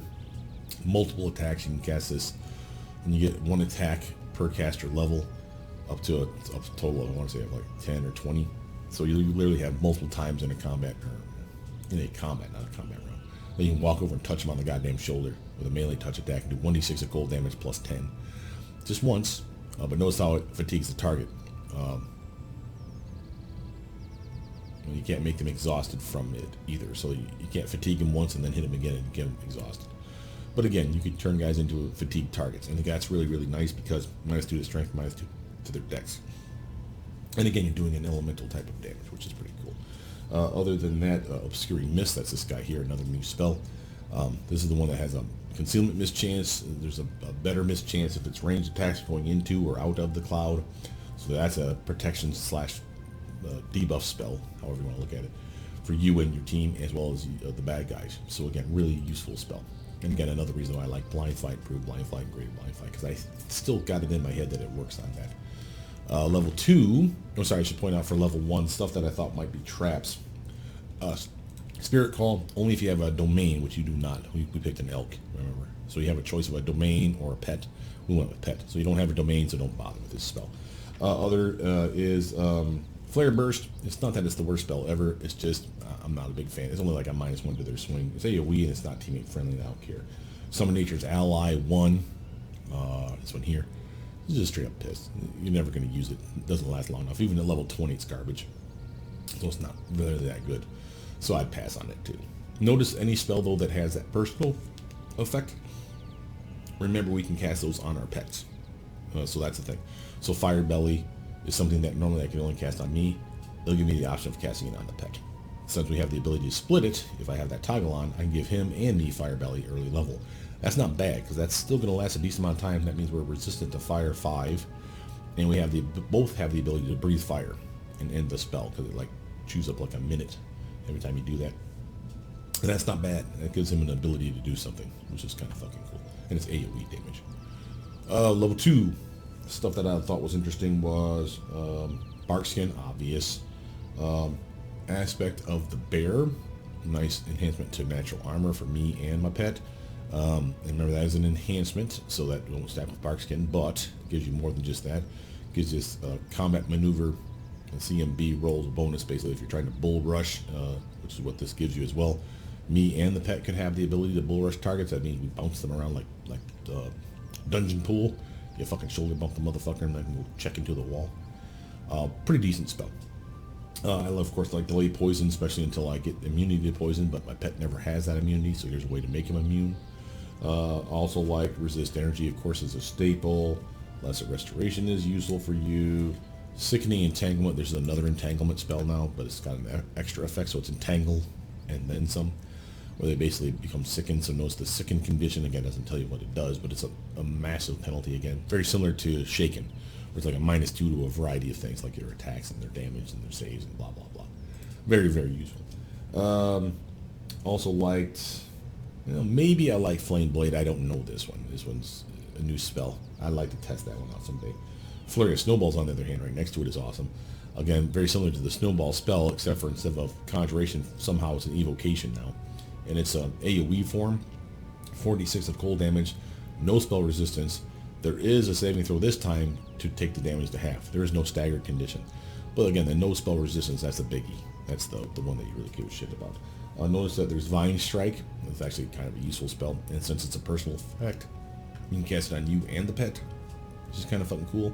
So it gives them extra protection and damage and blah, blah, blah. Savage Maw, that's the one that gives you or your pet, or both of you if you split it, bite attack. And if you crit, you bleed the target.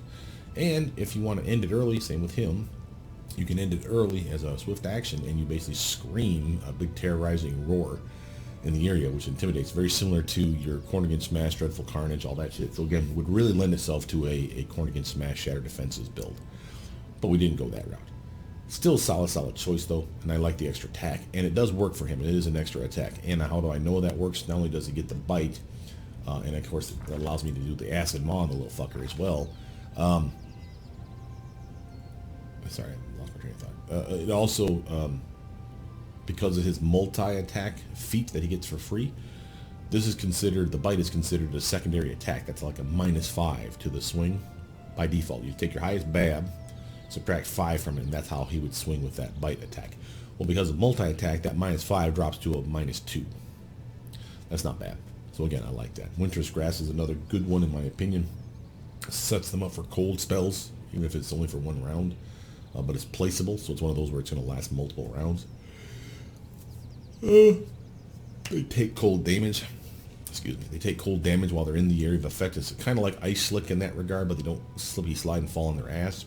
But this is a nice 1-2 combo, or this is actually a nice 1-2-3 combo for some serious AoE cold damage and fuck yous to the bad guys. Bone Fist is another one that I'm a fan of. Even if I'm not going to melee it up or with natural attacks like my Bare Knuckle Brawling, he has natural attacks. And my Savage Maw, if I have the bite, that's a natural attack technically. So I get extra armor, so does he. We get extra damage with all our natural attacks, which for me would be just my fist or these bite attacks. Him, he would be his gore, his hoof, and the other bite attack that we gave him for free. So he gets like 4 attacks, which gets a +2 to the damage. That's not bad. And the extra armor is always appreciated. Burst of Radiance is a decent spell.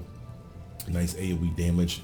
And again, really nice in the fact that it blinds or dazzles if they make the check. So there's an effect even if they make the check, which is fucking baller. There's not much in here for traps as far as I can see, except for things like Pernicious Poison, a spell that sets them up for poison. Fuck that. It didn't do shit. Oh yeah, now they're weaker. To my next spell, next round, ring-a-ding-ding. Fuck you, that's lame. Pox Pustules is another one that I'm not a fan of.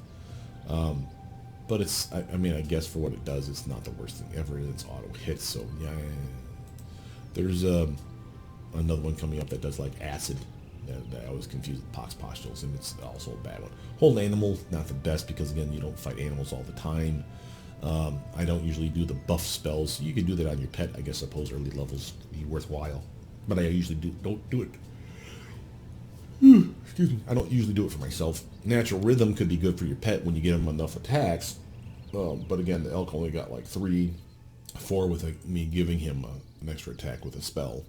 But the more attacks your pet has, or you for that matter, the more consecutive hits in a row that you smack a motherfucker with, you get more damage each time. So Natural Rhythm is not that worst spell ever, but for you, probably not your go-to. Fire Runes is a trap. Don't bother with that. Color Spray, now that's our new illusion spell. Amazing spell. Never loses its potency because even if they have 5 or more HD, they can still stun somebody for a round. That's pretty nice. And then we'll save, of course, and again, we're really good at our illusion checks, as you know. And of course, Sightless Creatures are straight up immune. Level 3, we have a variety of stuff in here. In a hurry here. Greater Magic Fang. Right here, this is again the one that I told you that replaces that penalty, or that feat that we're losing out on for absorbing our weapon.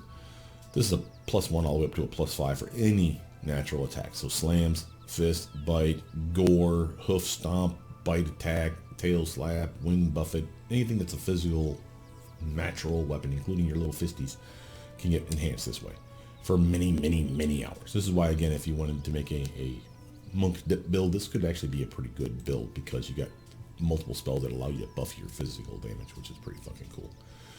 Other stuff in this spell list, though, that was interesting to me was, of course, there's Tremor. It's a new spell over here. 3 different ways of placing it, so centered on you, a cone or a beam kicking off of you. So a variety of ways to set that up. Burning Entanglement, again, another entangle spell that sets them on fire, no less this time. This one you might not be protected from just because you have the not long stride, what the fuck's that called? The woodland stride. You're not entangled by it. I don't know that being entangled is what sets you on fire. I think just being in the area could be a problem, so be careful. But you should be able to run in and out of it really fucking quickly. But again, the area of effect is fucking huge.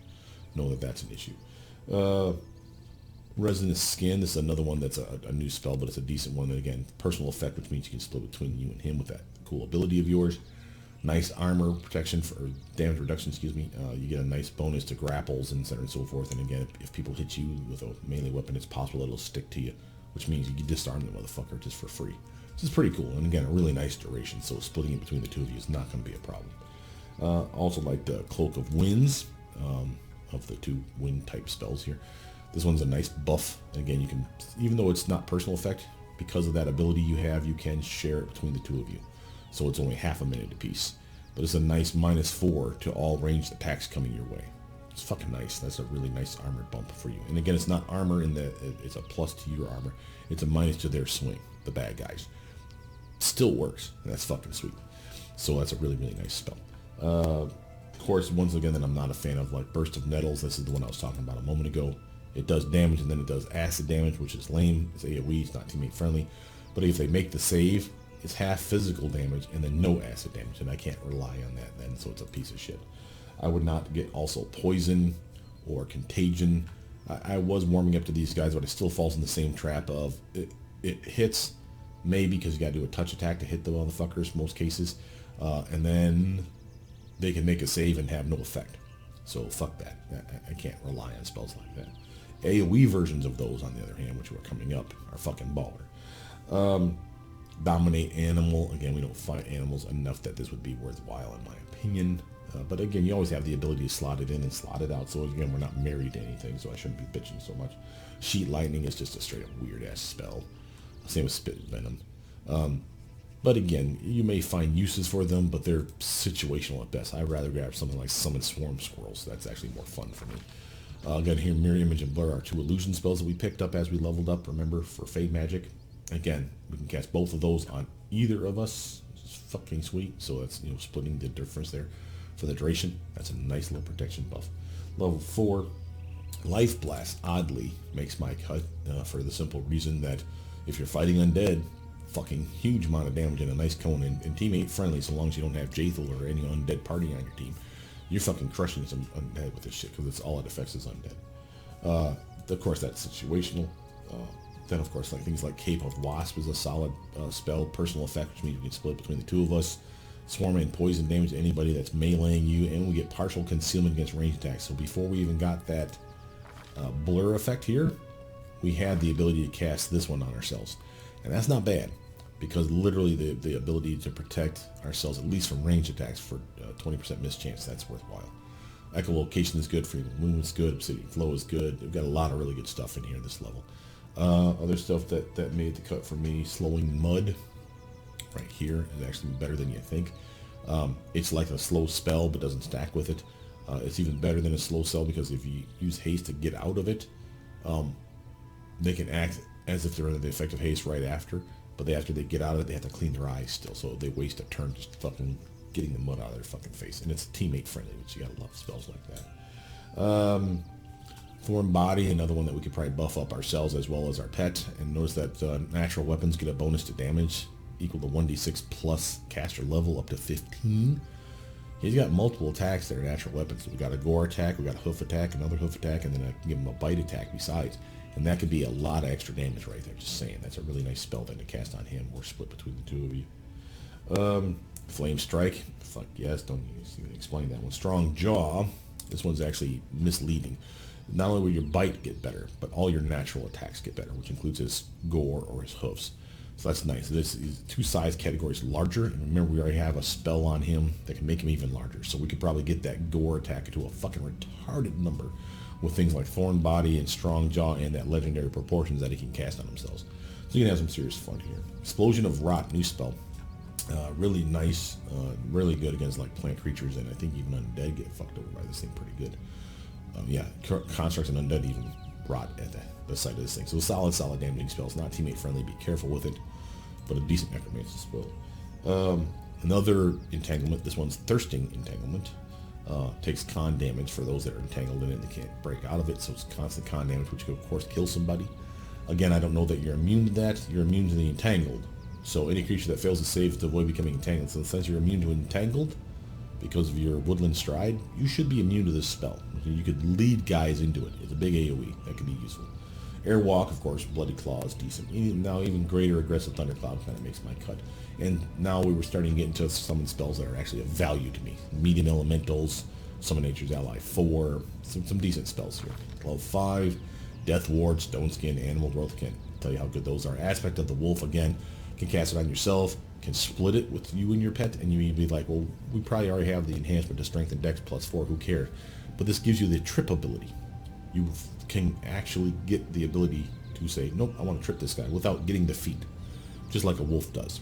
It's pretty badass, and the fact that the both of you can do it is fucking powerful. Baleful Polymorph, yeah. Call Lightning Storm, yeah. Cave Fangs, it's like placing bombs on the ground. You can basically have either stalagmites or stalactites, your choice, and each one has a different effect where basically if it's a stalagmite coming up from the ground, it fucks them over in a specific way. If it comes down from the ceiling, it does a completely different type of effect.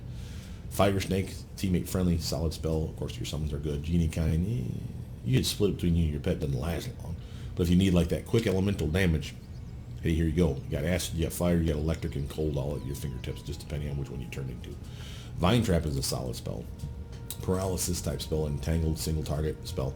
Does piercing damage over time, but is considered cold iron, so that really fucks over the Fey, which again, Fey, you're a Feyspeaker, but Fey in this game are obnoxious little fuckers because of that DR, so having something that penetrates that shit and paralyzes them at the same time is fucking awesome. Tidal Surge is amazing. Wall of Fire is not so much so. It's good. There's two versions, of course. They're the same, though, but it's because of two mods. The Wall of Fire is a problem because it's placement. You may like think you're getting it left and right, instead it's going to be slightly off kilter, and it's a very narrow window. They have to be standing like damn near right on fucking top of it to take any damage.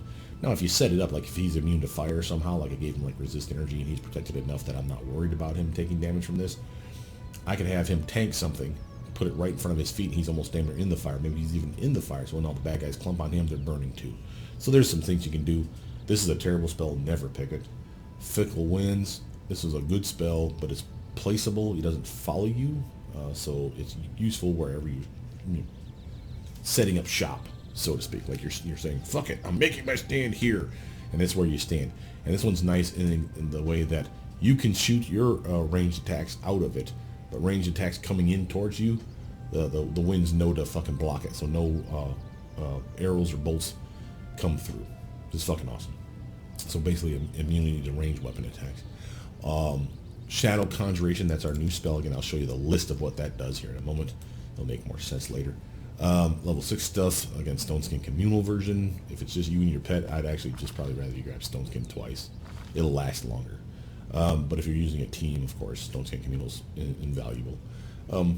Plague Storm and Poison Breath. Now these are the AoE versions of the Contagion and the Poison spell that I just bitched about a moment ago.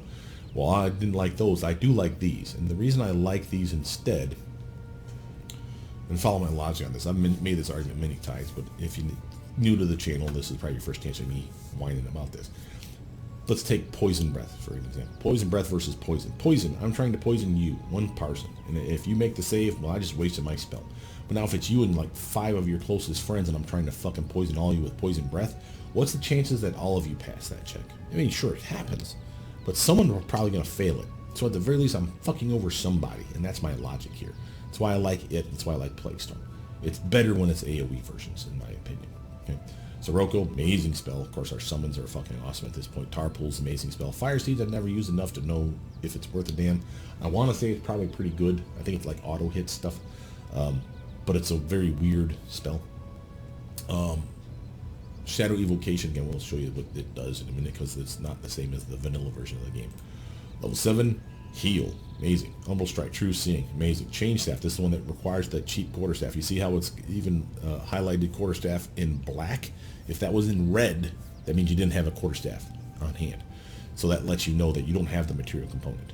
So it's missing.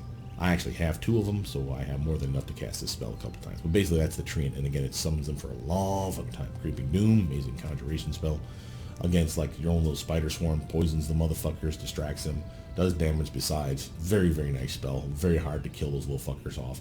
And many bad guys will just straight up die from this constant attack where you can just kind of stand back and laugh at them. Firestorm's awesome. Legendary Proportions is amazing. You need a dinosaur bone to cast it. Make sure you have plenty of those packed away. Some material components are always a thing for you. Sunbeam is a decent spell. Better against undead, but again, still decent against other people, and the blinded effects is pretty fucking good. And you have multiple uses a day, I want to say. Multiple uses based on when you cast it, but I want to say this spell is busted for me.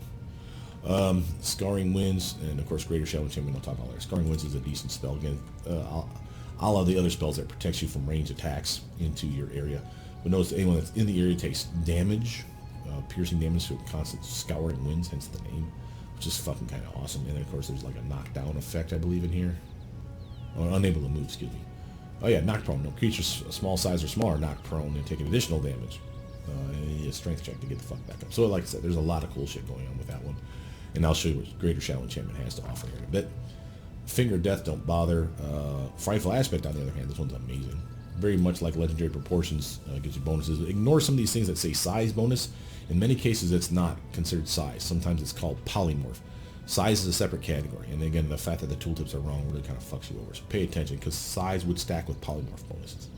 But this one really is great for like a Corian Smash build, because you automatically start to shake in targets near you just because of your Frightful Aspect. This is pretty fucking badass.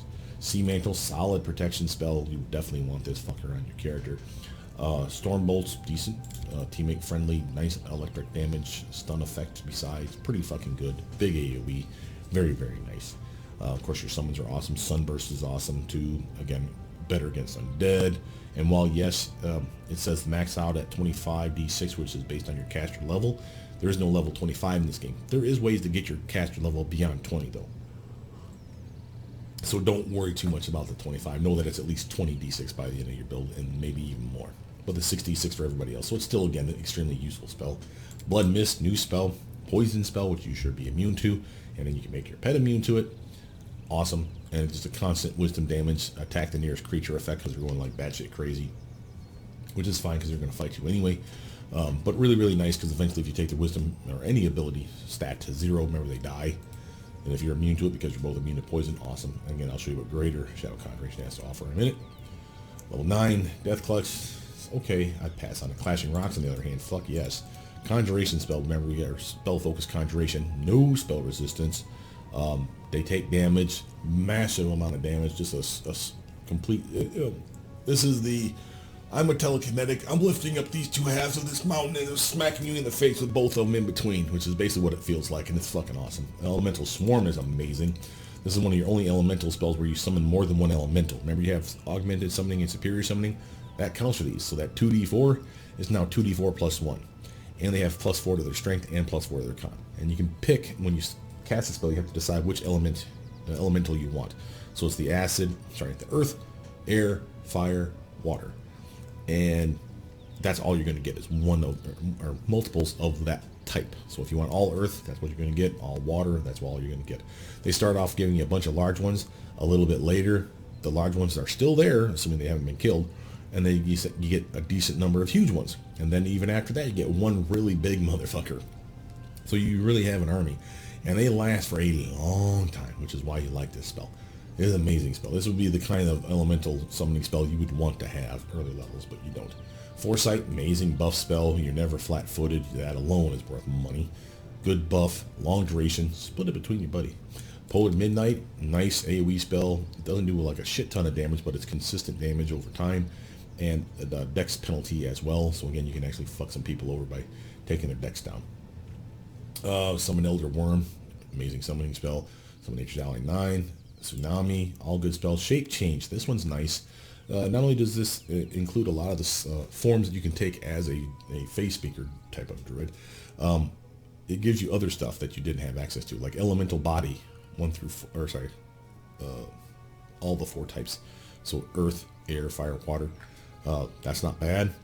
Dragon forms, all of them at dragon kind level 3, which is the biggest version. That's fucking baller.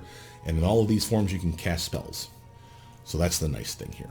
Again, you don't even need natural spell, which we don't have, to cast spells in these forms, because dragons can speak, elementals can speak, and the giant forms can all speak. I don't know about the planes. I should take that back because I don't know that works on them, but I think it did. But the reason I point this out is because the modder, like me, is like, it's bullshit that your elemental or your dragon form specifically can't cast spells. What the fuck? Dragons can all cast spells. They can talk. They can gesture. So what the fuck? Same with the elemental. So they gave you the ability to do that back. Love you, modders. You guys are awesome. Amazing spell, though. This, again, if I didn't have a wild shape, the fact that I have shape change is good enough. Quite frankly, better, in fact. And there's really good stuff that stacks here. Because remember, when you change shape, like say dragon form, that's not a size bonus. That is a polymorph bonus to your strength, your con. And again, that's very nice because that will stack with things like our Feisal aspect, which is a size bonus, I believe. Same with legendary proportions. I believe that's a size bonus. So again, they will stack with that. That's nice. So you can get like a retarded strength stat. Winds of Vengeance, True Resurrection, and of course Greater Shadow Evocation. I'm about to show you that one right now. Really good spells. This is, of course, level 9, not surprising. So let's show you those spells. So, of course, level 1 spell, Color Spray, is level 2 for us. Remember, it's 1 level higher. It's a decent spell. We talked about that. Same with our Blur and our Mirror Image. Nothing at level 4, because remember, we got Blur and Mirror Image, so there's nothing to pick for there. But I do have this one. This is your Shadow Conjuration. Look what this does. This is what the typical spell should do. It's a specific level. It's level 5 for us now, but it's technically a level 4 spell. It allows you to cast any 3rd or lower level conjuration spell, which is what this little tab is about. These are all your wizardly, which you're not a wizard, I know, but these are all the wizardly conjuration spells, level 1, 2, or 3. Notice that we have Corrosive Touch, Grease Spell, Mage Armor, Snowball again, your Summon Monsters 1, 2, and 3 are here. Again, remember, you're a druid, you don't get those. Now you do. Got Stinking Cloud, you didn't get that, now you do. Yes, it's an illusion, but still considered a poison, and you're immune to poison, so you're fucking protected, and you can make your pet protected. There's a lot of really good shit in here. Web Spell, which is weird because it's not supposed to be a conjuration. I thought that was a transmutation. We got your Weak Sauce, Summon Elementals, the small versions. You got your Vine Strike, which you had that anyway. Blade Tutor, Amazing Spell. And again, all packaged into one. You only get to cast one at a time, so slot it multiple times if you wanted to cast it more than once. But this is a baller spell to have in your back pocket. Similar to Shadow Evocation, which is the original version, consisted of the ability to cast Fireball, Lightning Bolt, Shout, Volcanic Storm, or Ice Storm. But that was a very limited list, as you can see. This is what it should have been. This is what the modder changed. So all the other spells added to it. I got Magic Missile now if I so choose. I got Scorching Ray. I got fucking Battering Blast. I got Dragon's Breath, for fuck's sake. I got Warm Shield or Chill Shield. These are solid buffs. Decent spells in here. A lot of good shit. And having just one of them is enough for me to make me happy. If there's a DC check, remember, we got really good bonuses against illusion spells. Again, another reason I wanted you to play it more. 7, here is our Greater Shadow Enchantment. And remember, I could have grabbed Shadow Enchantment. At the lower level, I decided not to. I grabbed Blur instead. And the reason why is because I knew this was coming. This is more inclusive. It's all the spells. If you look at the pop-up here, it's all the 5th level or lower enchantment spells available to sorcerers, wizards, or even psychics, which is a new thing added by this mod. So all these spells fall under those categories. Yes, some of these are garbage, like Sleep by this point is complete shit. I'll even just... Deep Slumber is probably garbage at this point still too. But Hideous Laughter never loses its fucking appeal. You got Good Hope. You got Heroism up in here. You got Mind Fog. You got a lot of different, like, Hold Monster, Hold Person. There's probably even, like, Constricting Coils. Yeah, there you go. Amazing spells in here. A lot of really good shit. And then the psychic ones, too, that I'm not familiar with, like Synaptic Pulse and Greater Synaptic Pulse. Pick it once. Look at all the shit that you can fucking choose at a moment's notice and know that it's an illusion spell, even if it's behaving like an enchantment. Then from here we have our Greater Shadow Conjuration, which is nothing more than more of the same and then some, because again it's now higher level. It gets us all the way from level 3 now all the way up to the Conjuration spells level 6 on now. So if level 4, 5, and 6 was missing, now they're there. So again, you see we have a variety of new spells, like the summon huge area elementals. Again, all in your back pocket, baby, just waiting for you. Acid Fog, amazing spell. Got some pit spells now, like Hungry Pit, Acid Pit, some really good shit. Caustic, or Acidic Spray, excuse me. Solid spell choices. We even have Chains of Light in here for a nice paralysis spell. The decent summon monster spells, 1, 2, 3, 4, 5, and 6 is available to you. A lot of good shit just for having one spell in your back pocket. Level 9, same with Greater Shadow Evocation. Again, this was in the game too, but instead of it being only like the, I want to say it's like this top list. Chain Lightning, Cold Ice Strike, Key Shout, Sirocco, Caustic Eruption, Elemental Assessor, and I think that's where it ended. This is what you got in the vanilla version. Those 6 spells or 5 spells. This is what the guy added. So all the shit that you saw before, and now any other evocation spell up to level 7. So I think it went from level 4 on down, now it's level 7 on down. So you have level 5, 6, and 7 spells added to this fucking list that you didn't see a moment ago. And that includes a lot of good shit. Scouring Winds is in here, Archon's Trumpet's in here, Prismatic Spray, Freezing Sphere, Hellfire Ray, you know you love that shit. Here's Mass Pain Strike, Burst of Force, Icy Prison for a nice paralysis spell, Fire Snake, Cone of Cold. I mean, you got a lot of good shit here. That's my point. So a lot of good, really, illusion spells. I think we could have gone the opposite direction, went enchantment. But I think this serves now as a much better video than the piece of shit that I gave you guys yesterday. Let's actually just take a quick knee and make sure that we're rested up. I'm going to go summon a monster or two to go kick him in the teeth, just to show you what you and your little buddy are capable of. Of course, we'll buff up ahead of time, and I'll show you a couple of those quick mechanics as well. So this is level 1, so these guys are going to be fodder, so don't worry about that. I'm just going to fight through a room just to kick their ass, get into a big room so we can spawn it. We have some movement, so we can show you. We'll summon some bad guys to fight, but after we buff up. But first, let's clear a room out so we have some fighting space. Room to breathe, son. Room to breathe. Coming this way. Come on, little buddy. We're going this way. I'll share my path. You know, the bad guys, they're scared of us. Oop, I saw one. Hey. I don't tolerate threats. Get it, buddy. Oh, yeah. That's 53 damage right there. 6d6 plus 41. Ooh, you're just a mean son of a bitch, ain't you? I'm trying to wonder why he's so buff. I don't think I cast any spells on him. Let's find out. Yeah, he's got no buffs on him. He's got power attack on him. That's it. He's just being extra mean. Stand down. You heard her. Suck it, loser. Notice his movement is 50 feet. So he's still not close enough to hit that guy, but he has enough charge that he can do that, I think. Oh, come on, really? Maybe not. Alright, well, trot your ass over there, elk. Get in his face. And again, just to show you his armor class, unbuffed, just with the gear that we have on. He's at a 53 right now. And I can make that even higher. Yeah, let's hit him with a little boom! Take damage, you son of a bitch.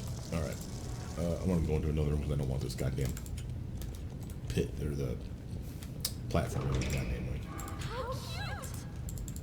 Come at me, I dare Not you. much in the way of big rooms over here, though, I tell you what. Let's see. This is our Osselith Guile. Did it work? You offend me. Oh, apparently I used it twice. Whoops.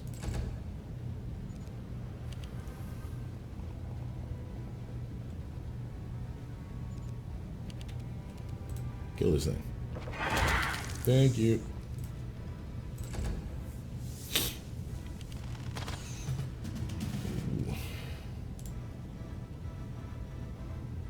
Oh, let's see. I have 24 armor. Yeah, my armor's kind of shit right now. I want to go up here.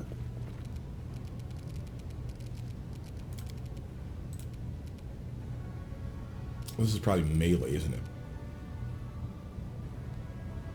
Melee attack, that's why I didn't do anything. Oh, okay. I'm about to say, I wonder why I wasn't getting my bonus. I thought maybe it was just glitched. Ow! That hurt. Okay, let's go back to fight.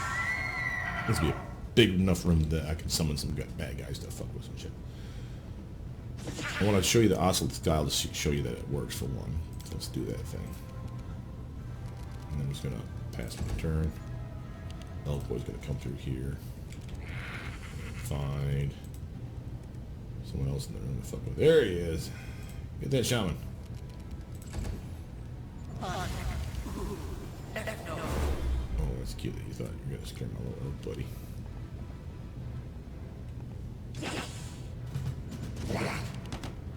Okay, did it work? It didn't work. Hold on a second, let's see, let's read this here. When you're fighting oh shit. I'm a dumbass. Do that now, okay. That's why I read tooltips, brother. Die, loser. Alright. That's right, now. Ew! Some bitch still managed to hit me. It didn't work. Probably because I just turned it on.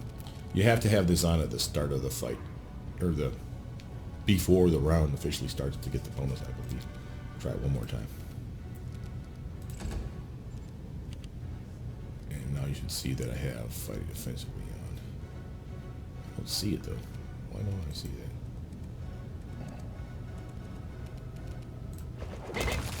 Go away.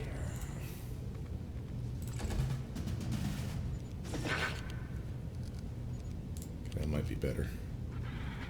Still nothing. Alright. I'm almost convinced that Oswald's gal's garbage.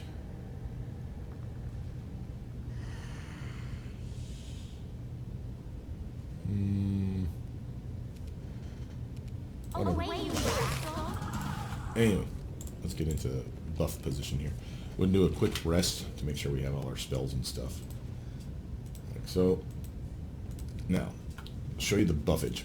So you have this ability here. Put it in my tray. It's improved spell sharing. Notice this won't work if you're not close enough to your pet. See how it went away? You gotta be within range of the guy. That turned it on. Doesn't matter that his is on. He has it. He can't cast spells, right? So he won't have the ability to turn it on. But he has the feat. Now we can use spells on ourselves and him. So here's Acid Maw. This one always works on me anyway. So again, we cast that spell. You should see, if I pause it, you should see that the pet has it. Acid Maw.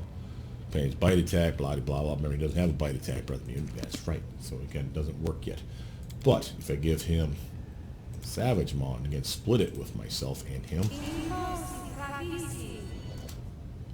now you see that I have Savage Maw under my list of spells or my abilities. So I have a bite attack. So does he. So he has Acid Maw on and he has Savage Maw on as well. So now he has the ability to not only bite and bleed a target if he crits, but he also has acid damage on top of that shit, which is extremely nice because he didn't have that. And you see the acid dripping from his face there. Other buffs, like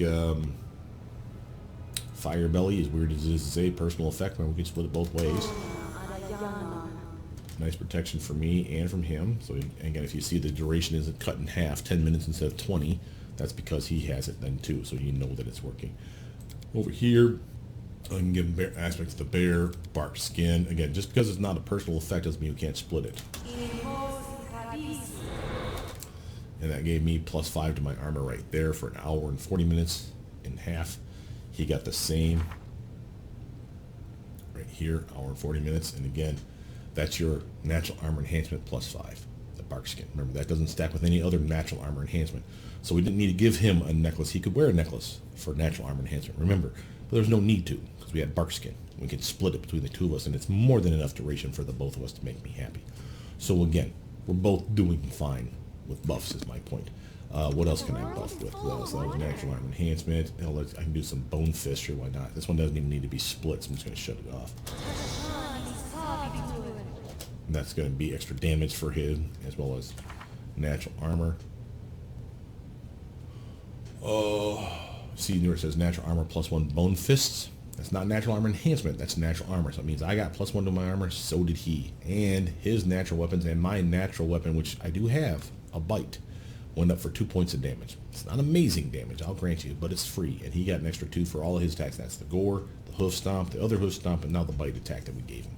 So again, a nice solid buff for him and the team. I could go, oh, here you go. Make sure my toggle's on. Yep, I can give myself mirror image.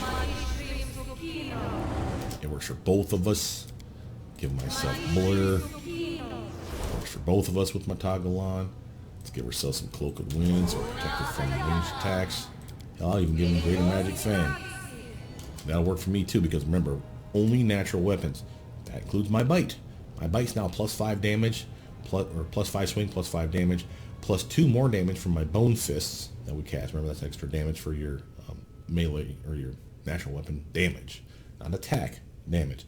So I'm at +7 damage with that bite now. And he's +7 damage with that bite, with his hooves, with his gore. And again, I can make him bigger, I can make him stronger. He can just be just an overall general mean son of a bitch. I got more buffs to give besides this. Strong Jaw, here's another fine example of one that I'm gonna fucking split. And again, you won't see it on my character because you don't see the bite attack until later. But you can see it automatically trigger on him. See the 4d6? And that's not his bite attack, that's his gore. But remember, Strong Jaw works on any natural weapon.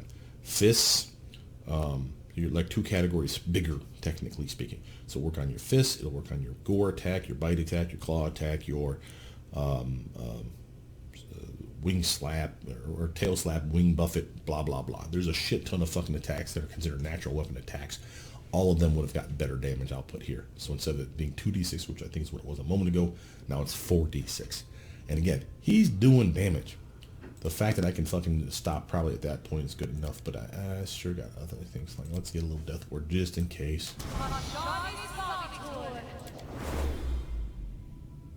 And I can't cast that one yet.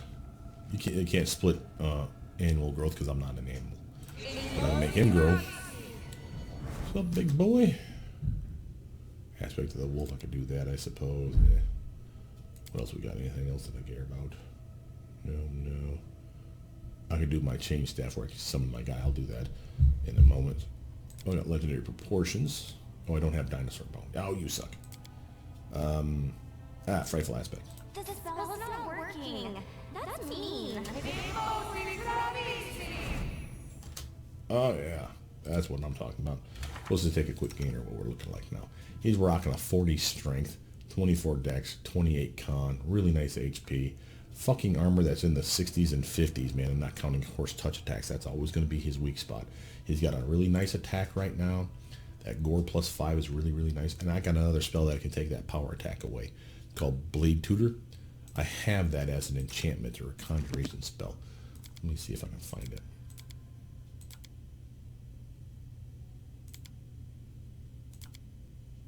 Here.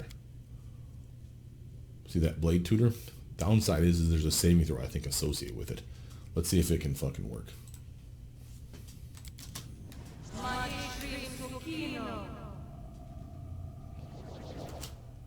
Saving throw failed, that means it worked. It's one of the exact opposite of what you would expect. The buffs, for whatever reason, the modder forgot, I guess, to take away the saving throw. So you're trying to disbelieve the illusion of your being buffed. It makes no sense.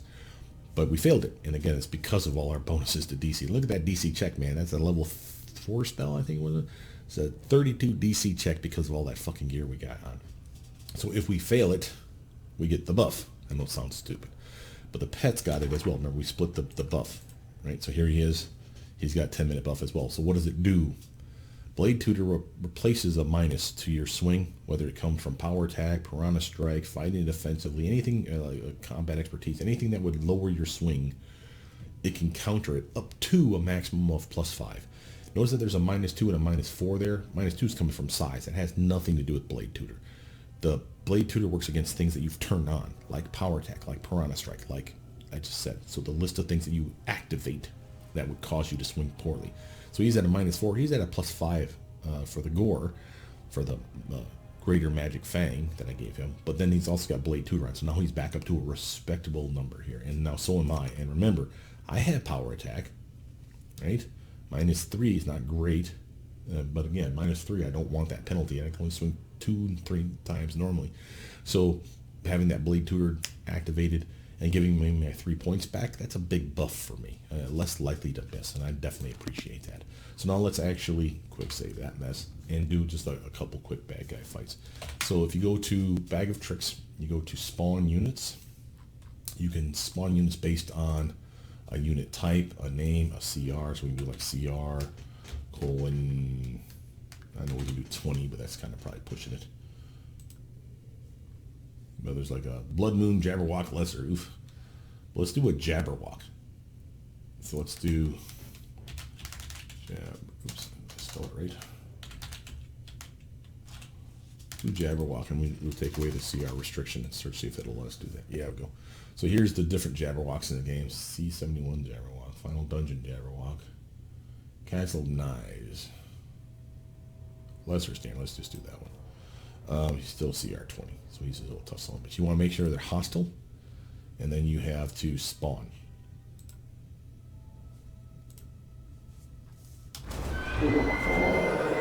And these are fire-breathing sons of bitches, so I probably should have done some resisting.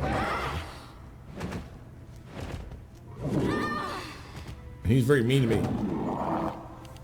Dickhead. No, I need to get the fuck out of Dodge. How do I do that? Let's do a 5-foot stutter step. The downside of this spawning is they spawn right on top of you, which I'm not a fan of. Stand down. So I got 3 club attacks, or quarterstaff attacks, and then the lean-in bite. You saw that? So here's my first swing. He's got some solid armor, so I am clearly going to miss. And I'm rolling 2s. That's not fucking helping anything, buddy. But notice the secondary weapon, -5. That's because I'm using the bite. Now notice what happens when I use the pet to do the same thing, the animal companion. Okay, he hit with a gore, 32 against 47. A hoof, 32, 47. Another hoof, still 32, so nothing's changed. So it's attack, attack, attack, all the same bab. Notice the bite, -5 secondary. See the +3 for multi-attack? So technically that's why I say it's a -2. It still says -5, but the +3 is coming from multi-attack. That's a feat he had for free. I could have picked that up too, and I could change shape and benefit from multi-attack in that regard. But there's no need for me to do so. Clearly we're having problems with this guy though. This is probably why this is not being a solo build opinion. That took away my check. You prick. I could roar. Let's just try to maul him some more. There's a hit. There's another hit. Look, you prick. Notice he's reduced, which means probably damage reduction. Oof, 15 damage reduction. Alright. Good enough though. Oh, shot me in the face. That was not nice. I did 0 damage. Wow. That's my bite attack. But that's the bite. And again, remember I buffed it with a variety of different ways. I'm bigger. I have the bite. I have power attack on. Still works for it, I believe. I have natural bonus +2 from the bone fists. I have a lot of acid damage, so my acid maw is working on me like intended. And again, reduced to 0, so he's immune to acid or resistant to acid. But I did, again, lowest roll possible. I'll roll a 1 and a 1 and +10, so I got 12. He absorbed all of it. If I rolled a 6 and a 6 at 12 and then 10 would be 22, I would only done like 7 because this thing is so fucking resistant. So it's not surprising that we're losing. And this is why he would never spawn on top of your face. Distance would have been key here. If I was farther away, I could have cast spells, helping out my pet, summon monsters. You get the general gist of what I'm trying to tell you here, though. So I know this video is still long, just like the one I did yesterday and deleted, but I've said shit that I wanted to say now, and said it in the right way. I have the list of what I have for feats written down. I'll write them down below, the starting stats and whatnot. Suggestions for gear in general, your typical stuff that I would put below a video. Hopefully this is what you were looking for. Say your name right again here. It was...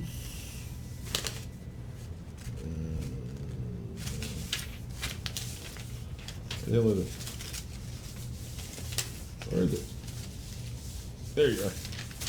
Sorry, I got a lot of these I'm working on. Seshrima, I hope I'm saying that right, or Sechrima. This is the one you were looking for. I hope this is what you were looking for, buddy. With that, though, my name is Brother Mean. Please like, subscribe, comment down below. Tell me what you guys think of this build. Would this be something that you would take as a main character into your campaign? Would it be a mercenary? Would you have gone for a different race other than elf, tiefling, or gnome like I suggest? Or would you, again, go for a domain instead of the elk pet? Obviously, that's what they asked for, so that's what I gave them.